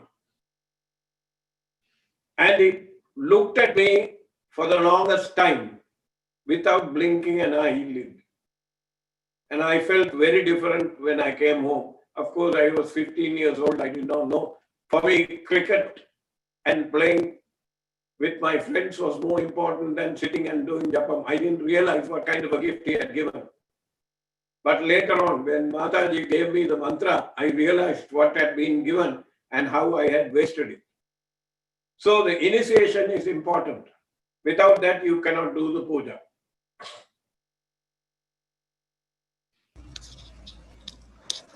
Thank you, Aya. The next question being, what is licorice? Is it Adimadhuram used in the ingredient Vaisesa Graha? Can you please repeat the question? What is licorice? Is it Adimadhuram used in the ingredient of Vaisesa Graha? Not entirely sure. Licorice is not Adimadhuram. Adimadhuram is a root. And Adimadhuram, licorice, maybe they have taken the essence out of this and then mixed it with other ingredients, with preservatives and other things that it can stay. And there is a particular proportion of gum associated with it, exactly like chewing gum. This licorice is very, very popular in the West. No, it is not the same. Adimadhuram is different. Adimadhuram is a root. If you refer to it, you will see Ayurvedic physicians using it. Licorice is not the same as that one. Thank you, Aya. The next question. Babaji's Kriya Yoga includes Bija Mantras. So can we say it includes Sri Sri Vidya Upasana. Babaji, in Babaji's method, this Kriya Babaji that you talk about, that is written, who is written about in the autobiography of a yogi written by Swami Yogananda, that Kriya Babaji is in my lineage. So Kriya Babaji, it is very popularly known, is a Sri Lankan. He's not from India. Him and his sister, Mataji, are both, according to Yogananda, he said they were 6,500 years old. My Paramaguru, Sri Swaprakash, who I met and talked to many times, told me Kriya Babaji is not 6,500 years old. He's 85,000 years old. And Kriya Babaji's, the Bija Mantras, for me, Sri Guru is Amrdananda, Paramaguru, Swaprakash Anandanada, Parameshti Guru, Kalyanananda Tirtha, Paratpara Guru, Rajarajeshwara Anandanada, Paraparatpara Guru, Ganesham Anandanada, Jagat Guru, Katampari Baba. Katampari Baba and Kriya Baba are one and the same. So the lineage came down from there, and one side went into Kriya Yoga, the other side went into Sri Vidya. So the Bijaksharas that are there now. In Sri Vidya, the Upasana can be structured in 3 layers and 3 types. One is called Pasubhava, animal nature. These are people who spend their time talking around things, looking at things, accumulating material wealth, eating, gossiping, sleeping, getting up and doing the same thing. Occasionally, they might go to a temple and do this and come back. This is Pasubhava. Mind you, she will take care of even those people. The second one is called Veerabhava. These are go-getters. They will sit down, discipline with discipline, they will do the puja, they will do the japam, they will observe all the things with the absolute desire to go to the end. This is Veerabhava. The third category is called Divya Bhava, divine. They are a good example in Ramana Maharshi. Sit down, do the inquiry within themselves, be compassionate at the same time to the thousands of people flocking towards them. My Guru was like that. These 2 hands that he had were not enough to pick and give people whatever they wanted. So these 3 bhavas are there. And in this, in the Kriya Babaji's lineage, Lahiri Mahasaya, Yukteswara Giri, Yogananda, then Kalyanananda. There are so many of these disciples who are there now spread far and wide. One is the Kriya Yoga method and ours is the Sri Vidya method. They are both the same. The end product is the same. Okay? Any other questions? There's quite a few more, Aya. Can you explain more about the relationship to Patanjali from Shri to Sri Vidya? I think that was explained in detail. So moving on to the next question. How can we perform Nava Avarna Puja? Any place in Sri Lanka, specific temples, or do we have temples in South India? In Sri Lanka, in the Bunneshwaram temple, Sri Vidya Puja, Navavarana Puja is done. At that time, when I was in Sri Lanka 40 years back, The last time I came to Sri Lanka was in 1980, so it was 40 years back. The puja was being done in 2 temples. Of course, there were private places where they were being done, like in Colombo, the Sindhi Community Center. The pujas were led by a gentleman by the name of Ratnaswamy, who happened to be,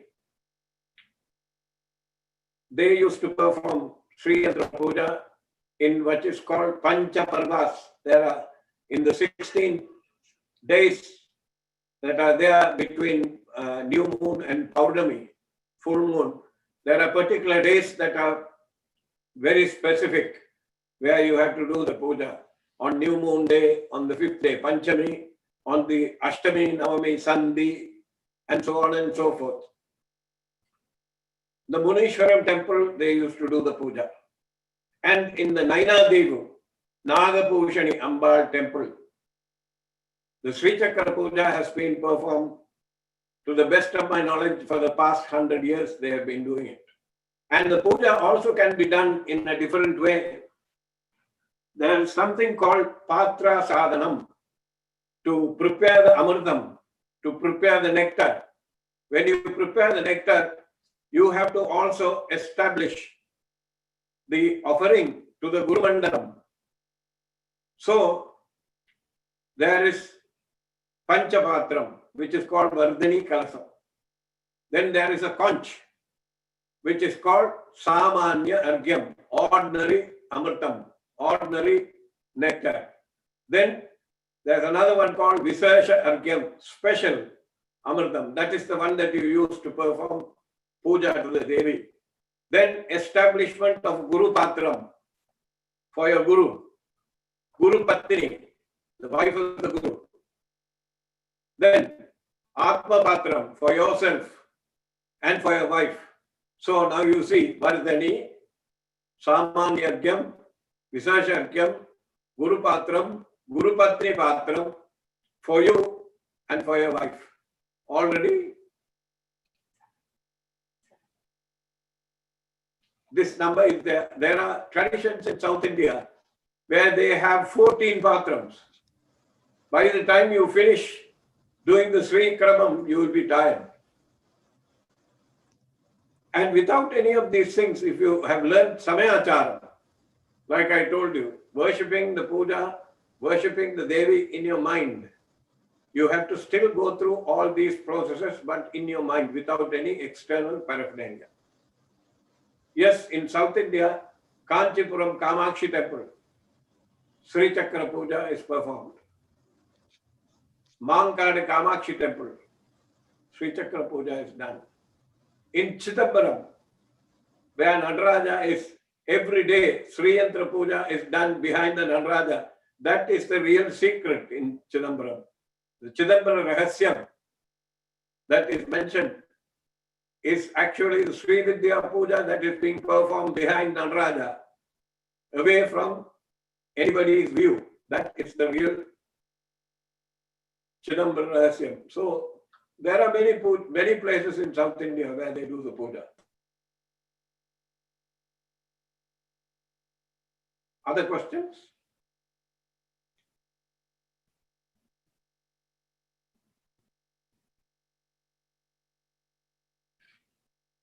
Do you have any more questions?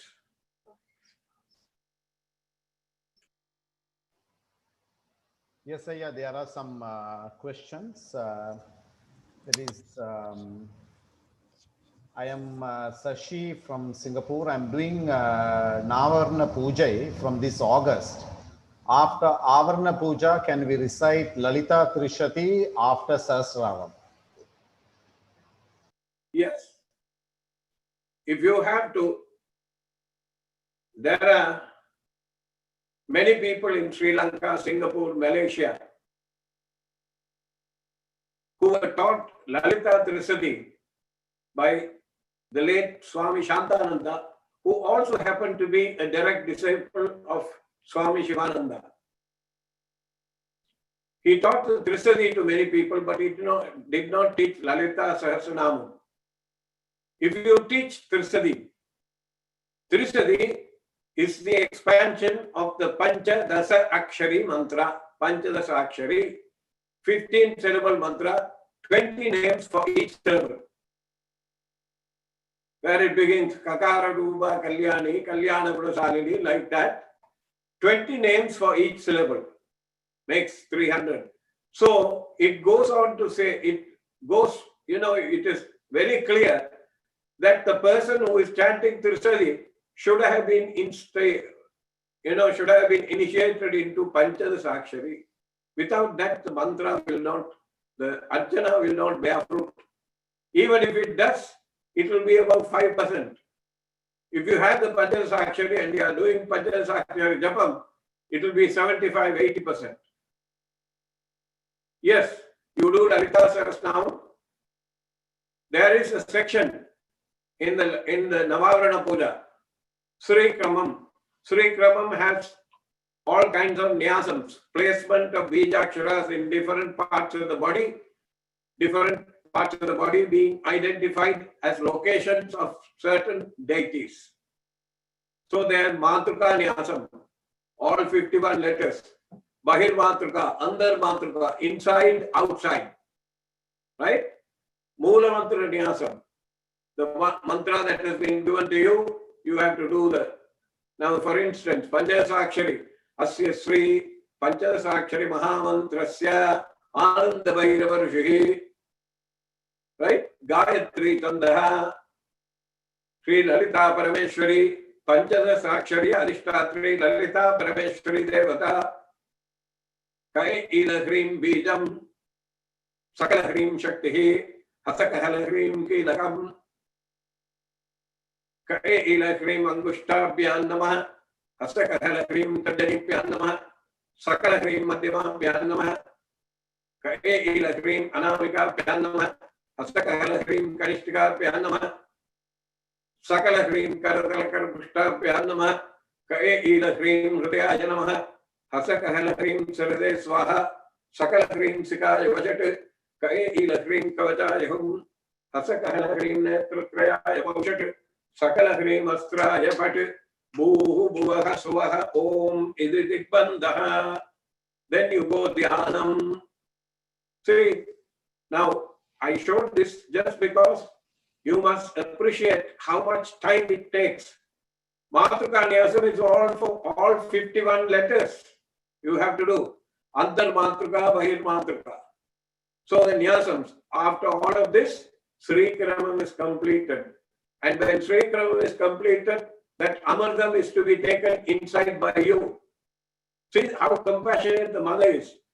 Even before she is going to take it, you have to give it to, you have to take it. If your guru is present in front of you, first he gets the Amardam. And traditions are different. In South India, I have seen out of some of the 36 traditions that are present in South India, in the state of Tamil Nadu, the Amardam is given very seldom to the people who are present. It is given only to the people in the Kulam, people who are disciples of the same Guru, they get the Amardam. In our Sampradayam, if 500 people show up at the temple, every single person is given the Amardam. That was my Guru's instruction to me. And we are still following it. If they come, they get it.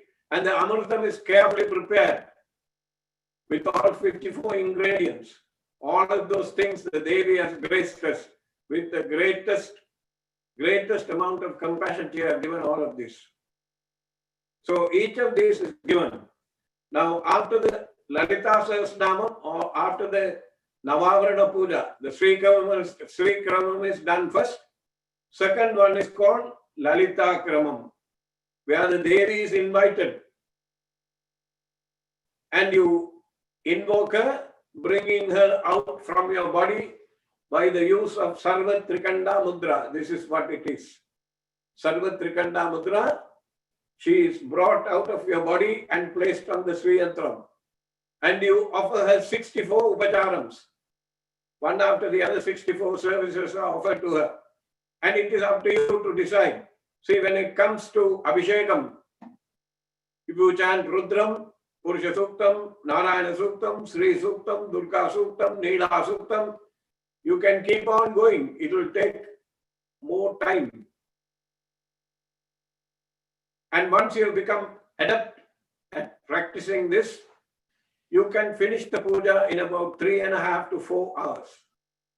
Remember, in a temple situation where the public comes, where people are not used to any of these things, they are used to coming inside the temple, taking the vibhuti and taking the prasadam and walking out. It's not going to benefit them.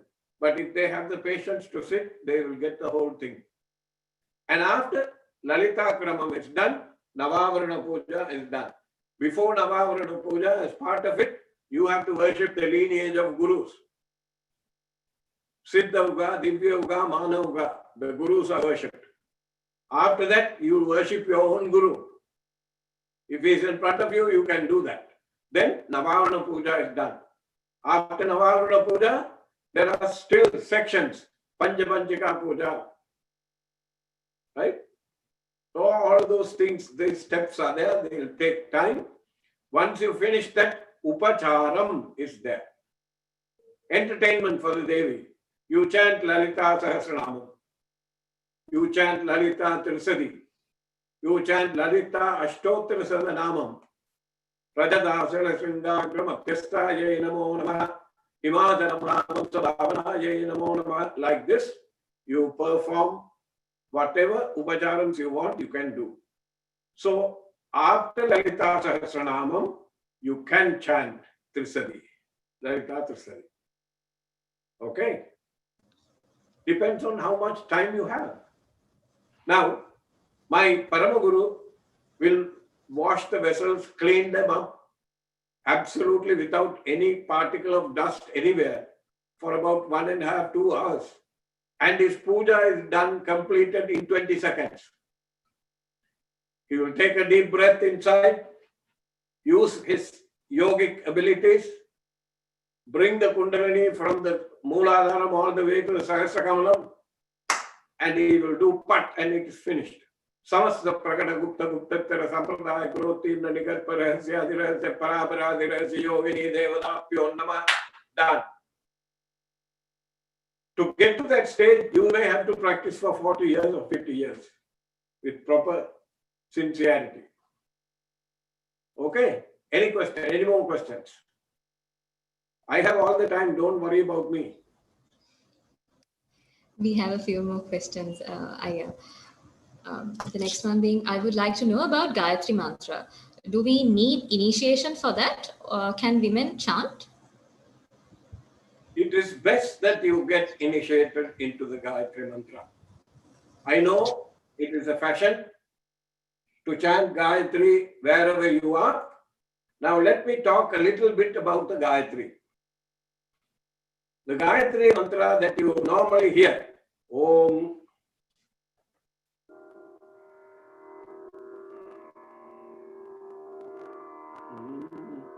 Om Bhurvasvah Tatsavidurvarenyam Bargo Devasya Dhimahi Dhiyo Yo Na Prachodayad Paro Rajase Savatom. Om. What is normally chanted is Om Bhurvasvah Tatsavidurvarenyam Bargo Devasya Dhimahi Dhiyo Yo Na Prachodayad. This is called Gayatri of the 3 feet. Before chanting any mantra, you must chant what is known as the Makutam. Makutam means crown.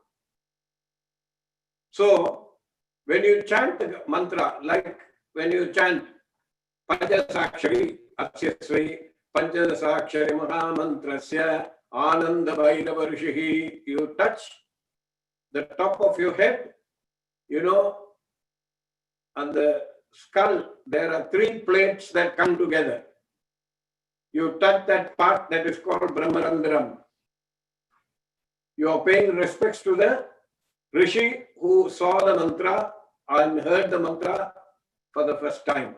So, asya Sri Panchadashakshari Mahamantrasya Ananda Bhairava Rishihi.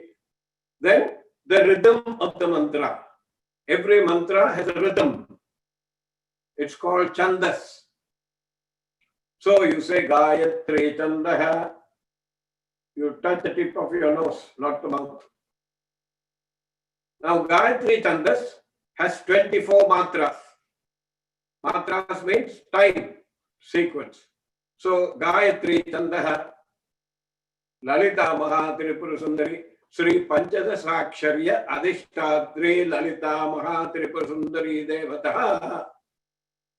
The one who resides in the center of the Panchadashakshari mantra, Lalita Mahatripura Sundari, in my heart. If you chant Gayatri, it will come as, not as Gayatri Chandaha, it will come, the Chandas is Anushtup Chandaha. Anushtup Chanda, Chandas is 32 matras. If you chant Om Bhurbhuvasvaha Tatsavidurvarenyam Bhargo Devasya Dhimahi Dhiyo Yona Prachodayād, it will end up at 24 matras. What happened to the rest of the 8? Something is missing. So Gayatri Chandas is 24 matras. Anushtup Chandas is 32 matras. 4 Aditalam, say 1, 2, 3, 4, 5, 6, 7, 8. Like that, 4 times. So that means there is one padam, one section is missing.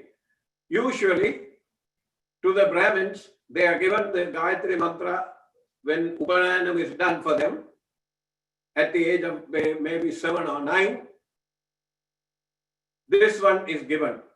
But this is not Purna Gayatri. I will come to that. They won't give Bhurbhuva Swaha. It will go Om Bhuhu, Om Bhuvaha, Om Suvaha, Om Maha, Om Janaha, Om Satyam, Om Sri Om Bhuhu, Om Bhuvaha, Om Suvaha, Om Maha, Om Janaha, Om Tapaha, Om Satyam, Tatsavidurvarenyam Bhargo Devasya Dhimahi Yo Yona Prachodayād Apo Jyoti Rasamratam Brahma Bhurvasvaro. This is the one that is given. Still, it is only 24 matras. At Sashthyapta Purti, when you are 60 years old, the Vadyar will come and he will give you the 4th padam. Om Bhuhu, Om Bhuvaha, Om Suvaha, Om Maha, Om Jana, Om Tapaha, Om Satyam, Tatsavidurvarenyam Bhargo Devasya Dhimahi Dhiyo Yona Prachodayād Paro Rajase Savatom Apo Jyoti Rasa Amritam Brahma Bhurvasvarom. Now 32 matras are complete. This is called Purna Gayatri. Gayatri of the Chadurpada Gayatri, it is called 4 feet. Now, all the mantras are the same. It would be preferable if one approaches somebody and asks for the mantra. I know that in most of the bhajan mandals that are there, both in all the countries, whether they are from India, or Sri Lanka, or Singapore, Australia, or New Zealand, they chant this Gayatri mantra. And before that, Omkaram is chanted. Omkaram also should be chanted in a particular way to get maximum results. Omkaram is 36 mantras total. Omkaram is 3 syllables. A, U and Ma. Akara, Ukara, Makara. Akaram is 9 matras. Ukaram is 9 matras. Makaram is 18 matras. So 9 plus 9 is 18. 18 plus 18 is 36. You must be able to hold your breath to that much. The reason is you get breath control when you chant the Omkaram in the proper fashion. Now, Gayatri, so if you go and ask somebody for the mantra and they are willing to chant it for you, you can take it from there. Not that the mantra is not going to bear fruit for you if you heard it in a satsangam somewhere and you started chanting it, if somebody gave the mantra diksha to you, it will be more efficient. Without getting about 20%, you will get about 80% of the mantra value. And you must know how to do it. You must be regular in practice. Every day you have to do it. You cannot have holidays for this. This is something that you have to do day in, day out, like eating and breathing. Okay? Any other questions on the, on one other thing? When my guru was in the Tata Institute for Fundamental Research in Mumbai, he had a few good people with him. They decided to perform an experiment. They placed a very high resolution microphone in the center, got 4 Vedic Pandits to come there and chant the Purna Gayatri for 45 minutes. It went like this. Om Om Bhuva, Om Suva, Om Maha, Om Jana, Om Tapa, Om Satyam, Tatsavidurvarenyam Bhargo Devasya Dhimahi, Dhiyo Yo Na Prachodayad, Paro Rajase Savadom, Om Apo Jyoti Rasa Amritam Brahma Bhum Vatsavarom. They fed the feed. It was fed, the feed was sent through a drum that measures earthquakes. And for 45 minutes, every time they chanted this, it printed out a graph. And after 45 minutes, they superimposed all the graphs together to get a mean and reduced it mathematically to an equation. What they got was E is equal to mc squared. It represents the thermonuclear reactions taking place in the heart of the sun. That is why Gayatri Devi is also called Surya Gayatri.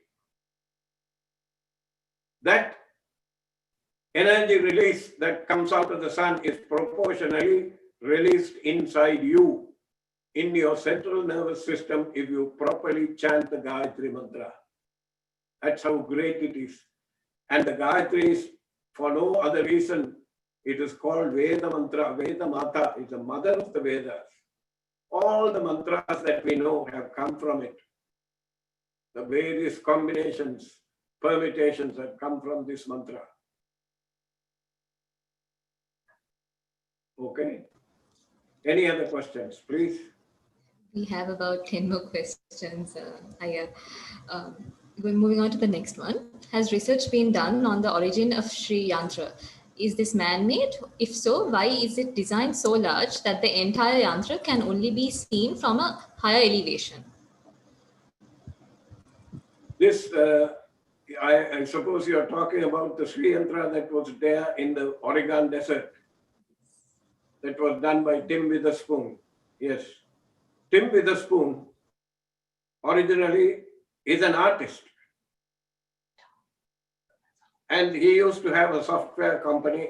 I think he became very interested in our culture and he entered the university in Iowa that was produced there by, that was instituted there by Maharishi Mahesh Yogi, and was attracted to the Lalita Sahasranama. And he wanted to, as an artist, he wanted to do something that would interest him. He did not think that the National Service jets were going to, take photographs or anything like that. With the help of 3 of his friends, they went there and measured the place and plowed the yatra into the ground. So it was a Kailasa Prasthana. They plowed it in. And when I went there and when I looked at it, it did not look to be that accurate, but he had organized a crop duster to take the guests up in the air to see the yantra. So when my turn came, and when I went up, I was amazed at the clarity and the precision with which they had done it. There was a professor from the University of Iowa at that time publicly arguing that it was done by aliens. The Sri Chakra is not man-made. The original Sri Chakra appeared on its own. Like in one of the slides. In one of the slides you saw a plate, a ceramic plate was used. I believe it was a French scientist. He used a ceramic plate, and on that ceramic plate, iron filings were spread. He just placed them there, and the ceramic plate was vibrated electronically with the sound of Om. See, if you look at the left side, comparison of the similarities between the Sri Yantra Mandala and the tonoscope picture of the sound Om. The Sri Yantra Mandala is thousands of years old. The one on the right is the figure that was there after 24 hours of this vibration. It goes on to prove that it is not man-made.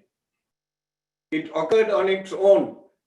Now, you will see in the Lalita Sahasranama, in the last lines, Trikandeshi, Trikonamba, Trikonaka, Anaga, Atpuda Charitra, Vanchidartha Pradayani, Apyasadi Sayajnata, Shatatva Tarupini, Abhyada Karunamukti Rajnana Dvandati Pika, Apala Gopa Vidida Sarvanulanga Sasana, Sri Chakra Raja Nilaya, Sri Matripura Sundari, Sri Shiva, Shiva Shakti Aikya Rubini Lalitambika, where it says Sri Chakra Raja Nilaya.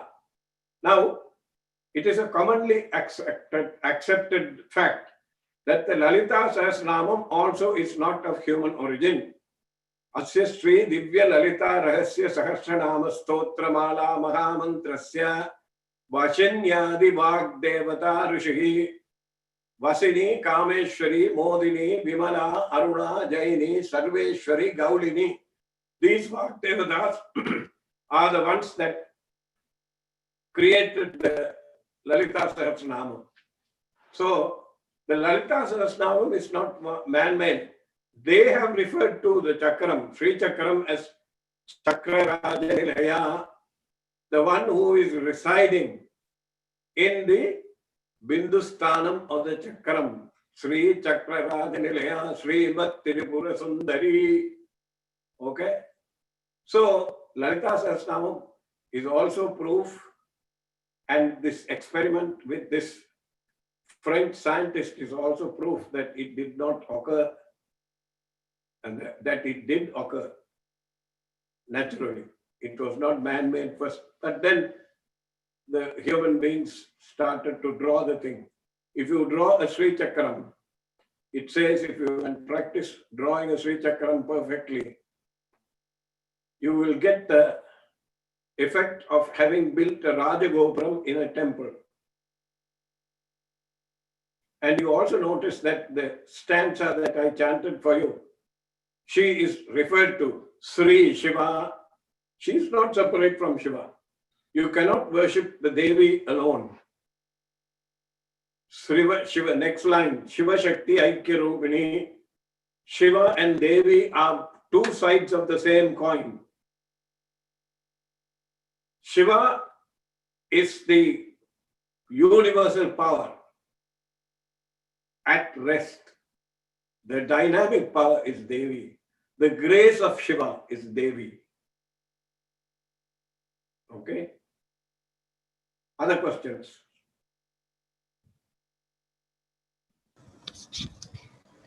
Yes. The order of Shad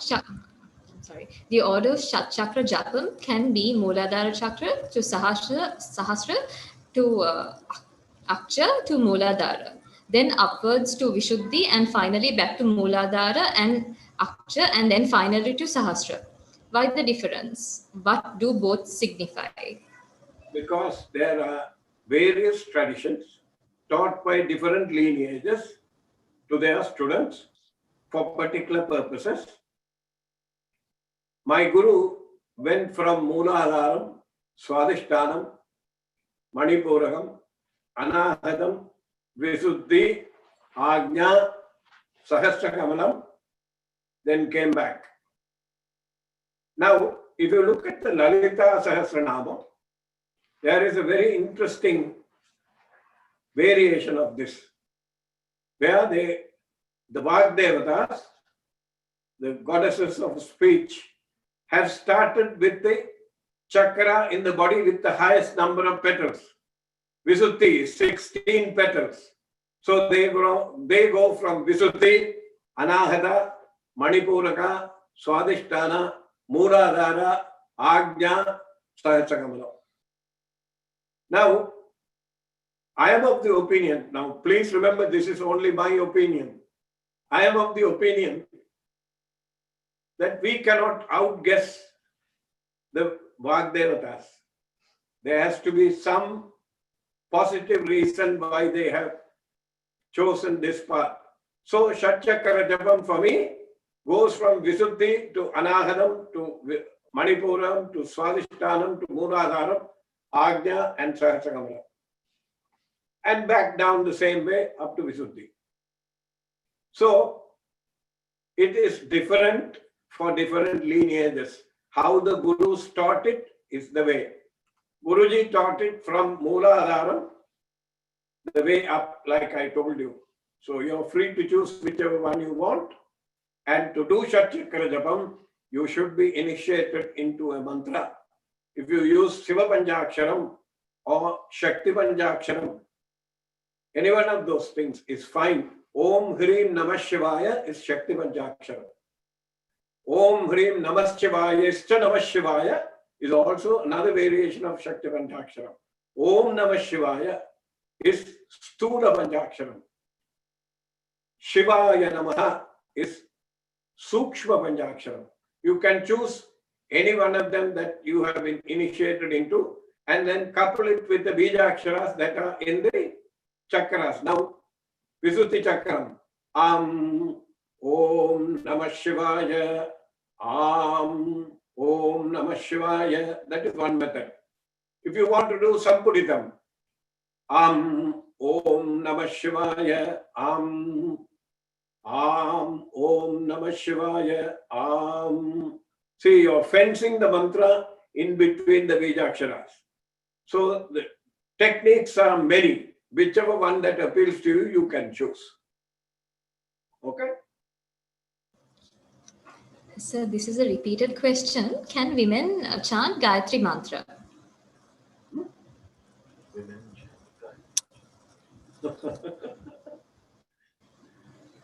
Very interesting question, Amma. This was a question asked to me by my guru when I was about to leave Zambia to emigrate to the United States. He came to my house one day and he said, Haran, you know, back home, whether it is in India or Sri Lanka or other places, women are not allowed to chant the Gayatri mantra. What is your opinion about this? So I'll tell you exactly the answer I gave him in Tamil, which is my mother language. There is a beautiful sentiment expressed of your mother. Your mother is described as Kudi Irindha Koyil, the temple in which I lived. And I lost my father when I was 11 plus. Everything I knew about parenting, about parental love, came from my mother, and she was a resource that was an unending stream of love and compassion. So I told him, Ayya, just because I was born from my mother, the temple in which I lived, just because I was a male, if the mantra is only for me, I don't want to have anything to do with that mantra. If it is not good enough for my mother, it's not good enough for me. He didn't say anything. He just stood up, put his arms around me and said, at last I have met somebody who thinks like me. Of course, ladies can chant it. There's one rejoinder that I have to tell you. When you chant Rudram, if you are of childbearing age, they say you should not chant Chabakam. Rudram you can chant. But remember, if you observe your body carefully, chanting of Rudram many times, if you do Ekadasa Rudram, Eka 1, Dasa 10, Ekadasa Rudram for every day you do puja, your body is going to get dehydrated. Because Rudram is the temperature at the point of the primordial explosion, 1/4 second after the explosion. It was 2.5 billion degrees Celsius. That is Rudram. That will be replicated in your body with the ability for you, the ability that you have to inflect the sounds properly, and your body mass, how much you occupy in space, your body tone, all of those are involved. You will get dehydrated. So you must be able to replace whatever that heat is taken away from you. Because in those days, the ladies did all the work in the house. The man just went out, earned, came back and sat in the house and they did the puja and relaxed. Running of the household, cleaning the house, milking the cow, taking care of the vegetable patch in the back, doing trading, shopping, doing all that was on the ladies' shoulders. So probably because this aspect was there, that it will dehydrate you, they said, avoid chanting the Rudram. And slowly it became, don't chant the Rudram. Of course, you can chant the Gayatri mantra. Gayatri, the Devi that is, the mantra is pointing to is a lady. Why can't a mother chant the mother of the Vedas? The mantra that is the mother of the Vedas. Yes, you can chant it. I know that there will be controversial feelings about this, but this is what my Guru taught and this is what I firmly believed in. Thank you, Ayya. Our next question being, some rishis say all 9 holes in the head area by counting 2 holes behind the tongue. Is that correct?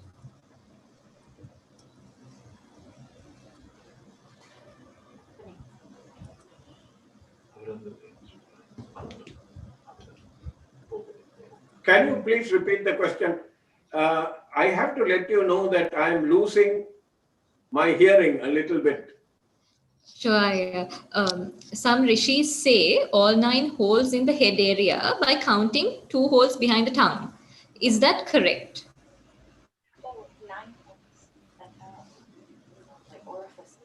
Yeah.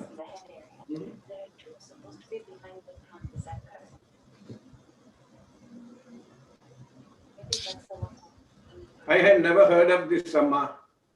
All I know is Narandra Deham Sri Chakram. The body with its 9 openings is the Sri Chakram. You count the orifices that are there in your body, you will come up with 9.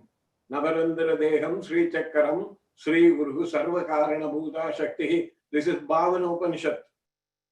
Varahi Pitru Rupa Kurukulla Bali Devata Mata. And then Purushartha Sagara, there are so many these things. Bhavana Upanishad, which has come from the Atharvana Vedam, right? It tells you, it doesn't talk about the orifices being behind the tongue. Sorry, I don't know. If it is there, I am not familiar with it. I'm sorry. Thank you, Ayya.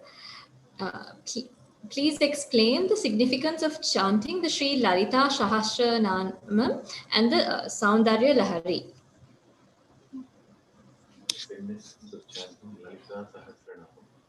And the Saundarya Lahari. Both are different stotras, Amma. The Saundarya Lahari is supposed to have been, is attributed to Adi Shankara. Adi Shankara is supposed to have chanted the first portion, which is called Ananda Lahari. And then he is supposed to have, using his yogic powers, gone to Kailasa to present it before the divine couple, Shiva Shakti. When he was approaching Kailasa, the story goes that he heard parrots on the trees chanting Saundarya Lahari. And his ego structure suffered a great defeat because he found the Saundarya Lahari written on the walls of the Kailasa temple. Now, that has nothing to do with the Lalita Sahasranamam. Lalita Sahasranamam is an independent, is a complete upasana by itself. If you keep up to this day, Lalita Sahasranamam is the foundation for my sadhana. Any question I have with any relationship to spirituality, if I ask the Lalita Sahasranamam, within the following 6 days, I will receive the answer. The Lalita Sahasranamam is an ocean. The Lalita Sahasranamam has many meanings. There is what is called Bahya Artham. That means outward meaning that the Pandits will use with linguistic acrobatics, using their language skills to tell you. Then there is Rahasyartham. Below the surface, what is there? Then there is what is called Atmartham. At the core of it, there is a different meaning.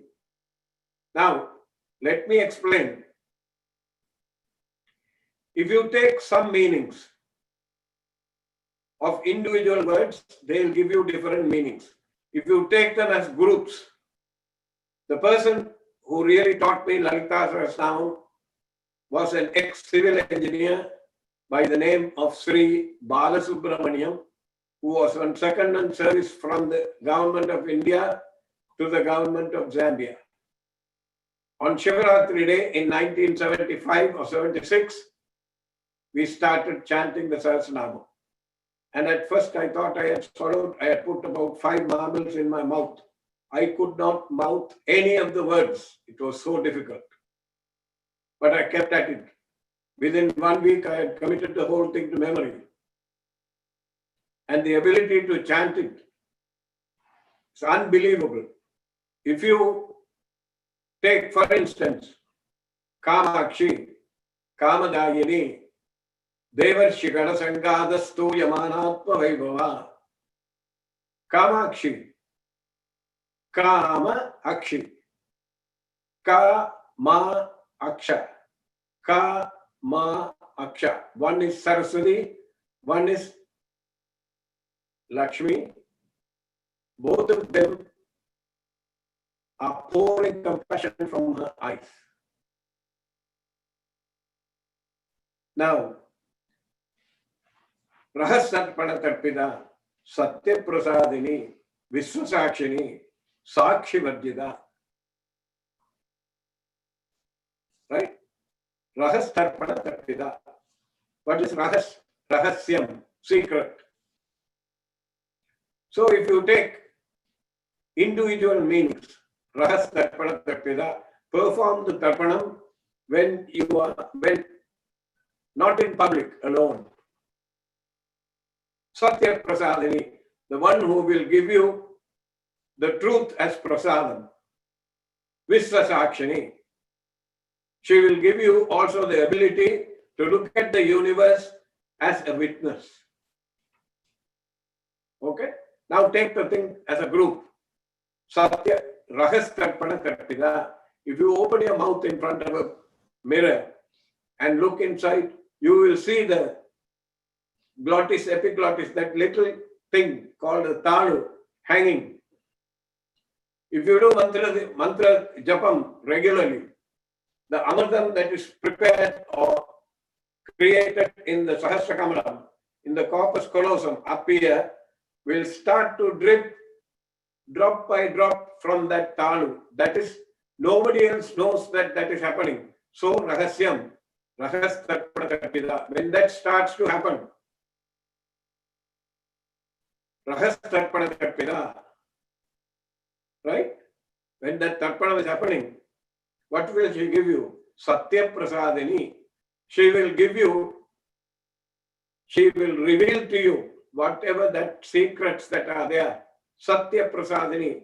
Truth will be given to you as prasadam. As a result of that prasadam, what will you get? Vishwasakshini. You will become a witness to the entire universe. So the Sahasranamam and the Soundarya Lahari, the way it is practiced in South India, in Tamil Nadu, somehow the divinity of it is being eroded as far as I am concerned, because most of the time they use it for prayogam, asking for this.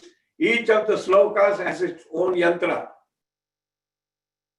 And they tell you, sit facing north, wearing white clothes, using yellow flowers, giving this naivedyam, chant it 10,008 times, you will get this.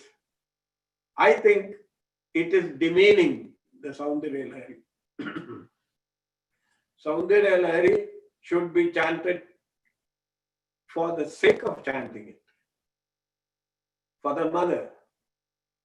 They are two different things. You can chant Soundarya Lahari, you can chant Lalita Sahasranamam, or if you don't have time, you can chant Ashtotram. Any of these things, right? If you are going to chant both of them, that's fine too. Question. Next question, Amma.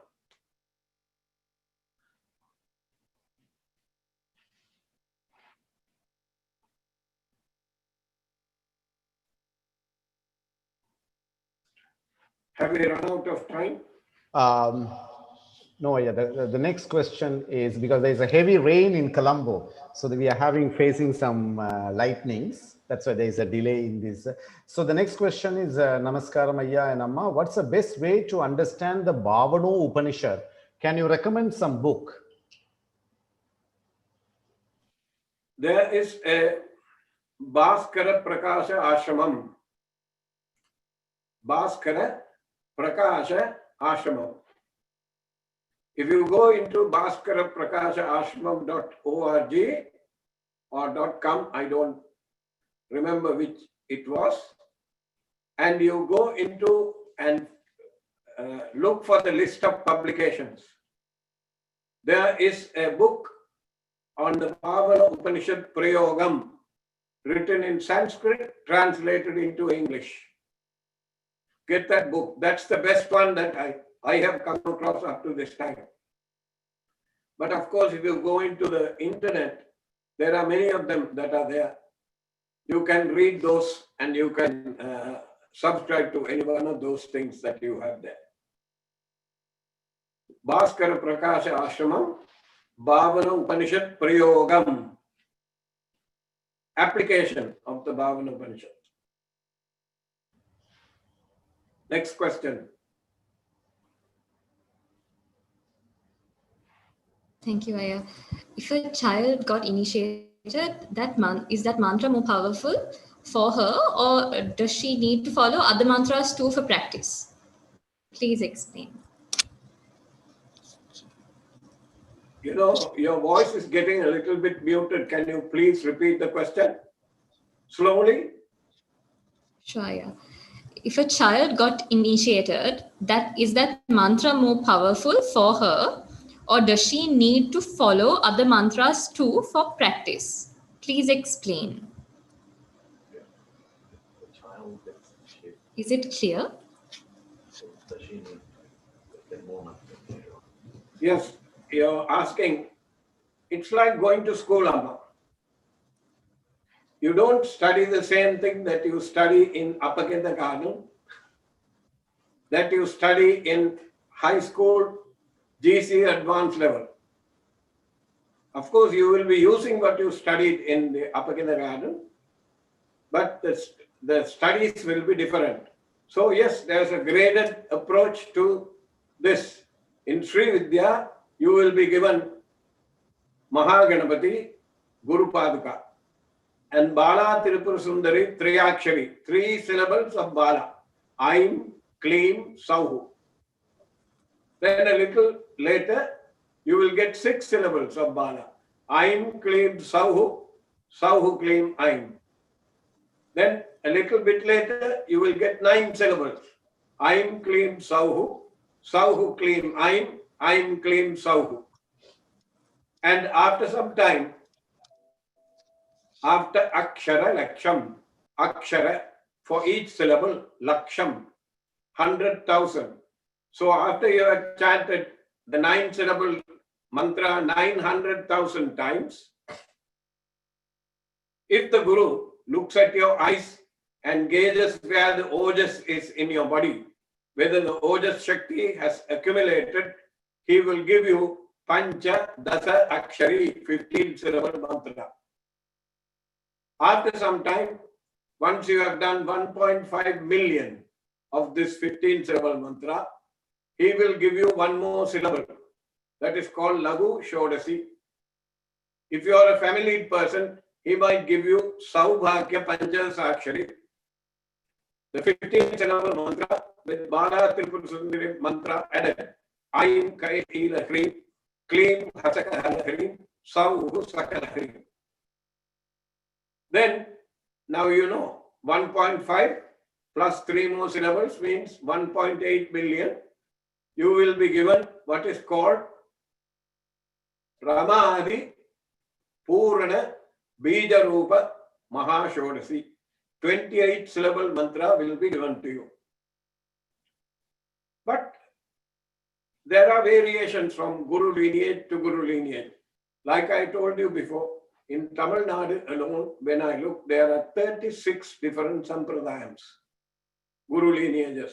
Some of them take the word Rahasya literally, and in many cases, the Gurus and the disciples have guarded the handwritten manuscripts so very carefully that after the Guru's death, they have disappeared. And it has, it's lost to the community. Now, in our lineage, we did not use the word Rahasyam literally. So whatever that we have manufactured, whatever that we have written, or whatever that we have put down in whether it is video or audio, is there for everybody to access. Okay. So yes, the mantras will go on becoming more complex as you learn more, because you will be experiencing the different stages for Aikyanusandhanam, and you should be able to deal with it. So yes, it will be. When my Guru gave me the mantra diksha, he made my wife and I sit and gave us 16 mantras in one shot. And for the next few years, mantra japam alone would take me nearly 2 hours every day. And after you do mantra japam, the focus is so insistent on looking inside, not outside. It would take me about 10 to 15 minutes to familiarize with myself in relationship to the surroundings. It would take me that much time to get back into the stream of things. And after he gave me the Mahashodasi, the first time, for the next 8 to 9 months, that's all I ever did. I thought, slept, breathed the mantra, because I was so anxious that it should sit within me properly. So it depends on each person. That's all. Other questions? Last question, I believe. Do I need to be initiated from a guru to perform mantra chanting? And the second question, I'm a pure vegetarian, but I take alcohol. Should I quit that as well to be pure enough to chant mantras? I will explain to you. You need, like I tell you, today, communication is so different from what it was so many years ago. The Guru's voice can be heard through the internet. So you can be introduced to a mantra through Google. Guruji used to say Google is the greatest guru. Right? You can chant the mantras, but if you are in the presence of the master, of your teacher, the electromagnetic transmission, that is collective electromagnetic transmission that is emanating from your body, will interact with the one who is about to initiate you. Remember the sequence I told you where he enters your body and cleans up all the chakras? That will be much easier. If you take the mantra from the internet, for instance, Google, Panchasakshari, or any other mantras that are there, not that the mantras will not be effective, but they will take a longer time to bear fruit.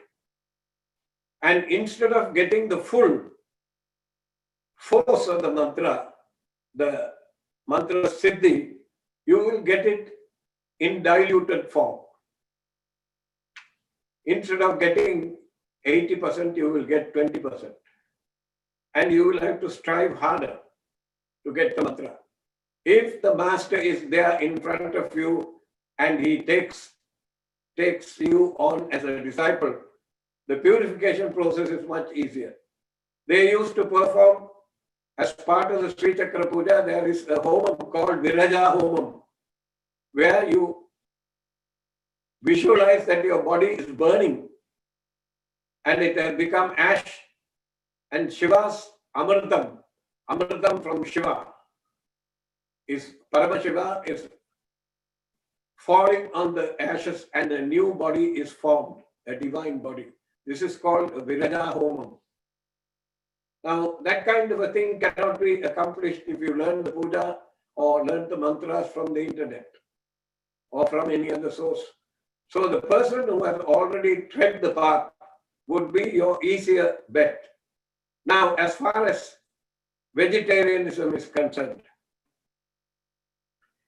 if you use the extreme left-handed path, Vamacharam, there is Madhu, Matsya, Mamsa, Macha, Maithuna.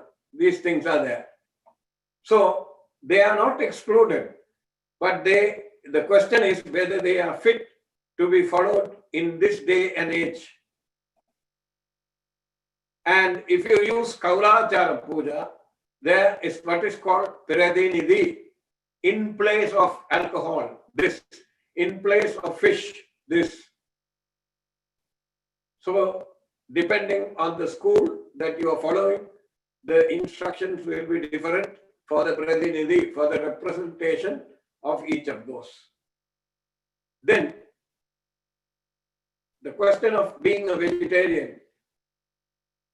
An ancient classic in the Tamil language is called Tirukkural.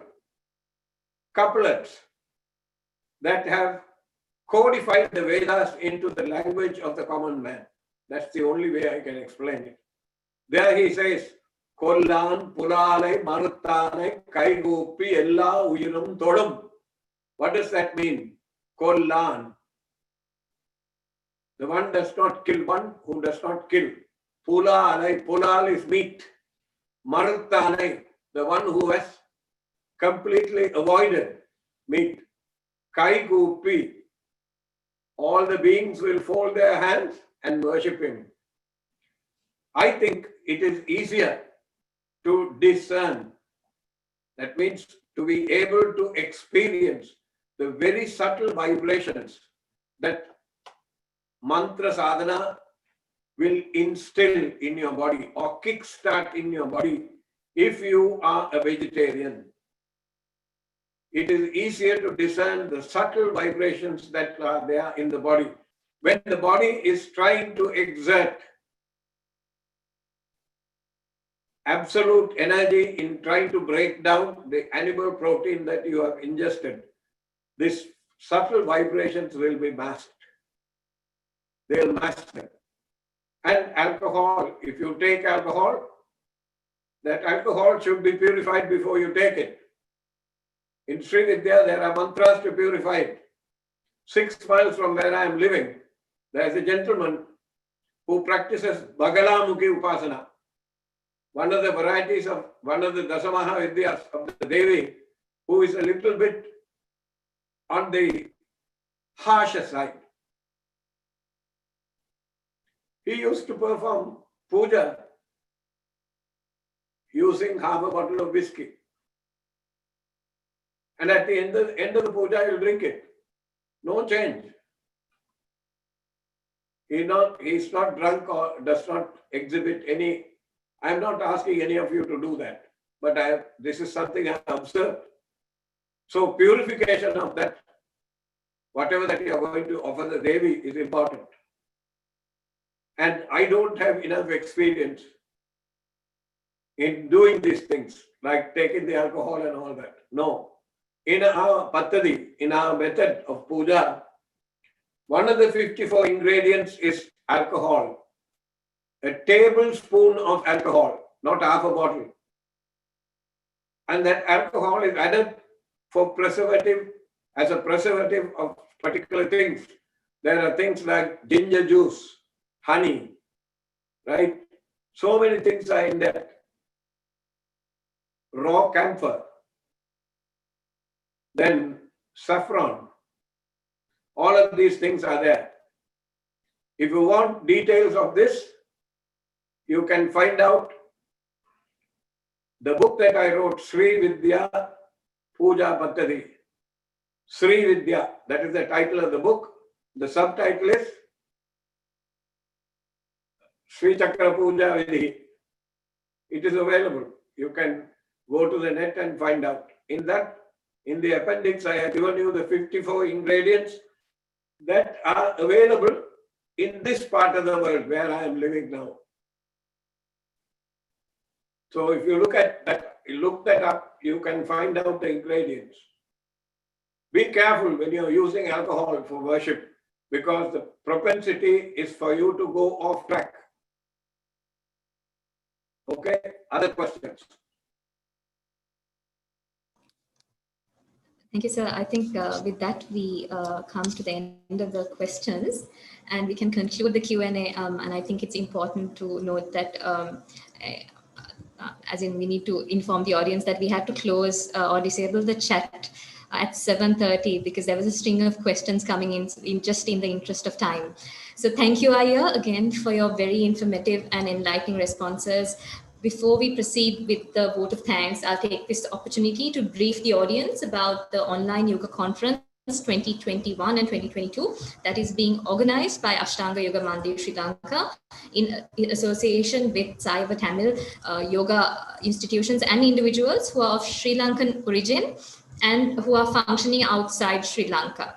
We intend to have a session on a weekly basis in the year 2021, every Sunday from 4 p.m. to 5:15 on the theme of Tamil or Hindu literature, focusing on medicine, that is Siddha, and yoga-based Tamil literature, starting with the Tirumantiram, Tirukular, and Tolkappiyam. On another note, if anyone in the audience wishes to obtain the recording of this session, please WhatsApp us on 9477272859. We'll post the number on the chat as well so that you all can WhatsApp us if required. With that, I'd like to invite Ms. Amaka Chandrasuri to deliver the vote of thanks and conclude the session. We also humbly request our special guests to remain for a few minutes after the program concludes for a private session with the office bearers of Ashtanga Yoga Mandir. Thank you, and over to you, ma'am. Ayubowan everyone. So it's my pleasure to take this opportunity to convey our heartiest thank on behalf of Ashtanga Yoga Mandir and to offer our sincere appreciation to all of you for accepting our invitation and gracing us with your presence today. First and foremost, I thank our honorable speaker today, Srila Sri Chaityananda Nadashri Saraswati, for accepting our invitation to grace this event, the third lecture of Semmozhi Yogam pre-conference. Your immense knowledge of this historical tradition and historical tradition of Sri Vidya and the deep explanation of chakras enlightened us. And sir, being a woman, I personally feel so grateful for you and your Guru for breaking through the tradition and letting women to absorb this beautiful wisdom. So dear sir, this expert knowledge you shared with us added a vibrant color, not only today, but to this whole program, Semmozhi Yogam. Thank you. And also let me convey our heartiest thanks to Srimati Sakuntala Amma. We appreciate your kindness to be with us today. And we are very grateful to the coordinating team from Sri Raja Rajeshwari Temple, Mr. Vimalan Rajan, Ottawa, and Mr. Praveen Rajan, Rochester, for your assistance in creating this wonderful platform, and all the devotees of Sri Raja Rajeshwari Temple who joined with us today. And also I must mention our deep sense of appreciation to some special guests who are with us today.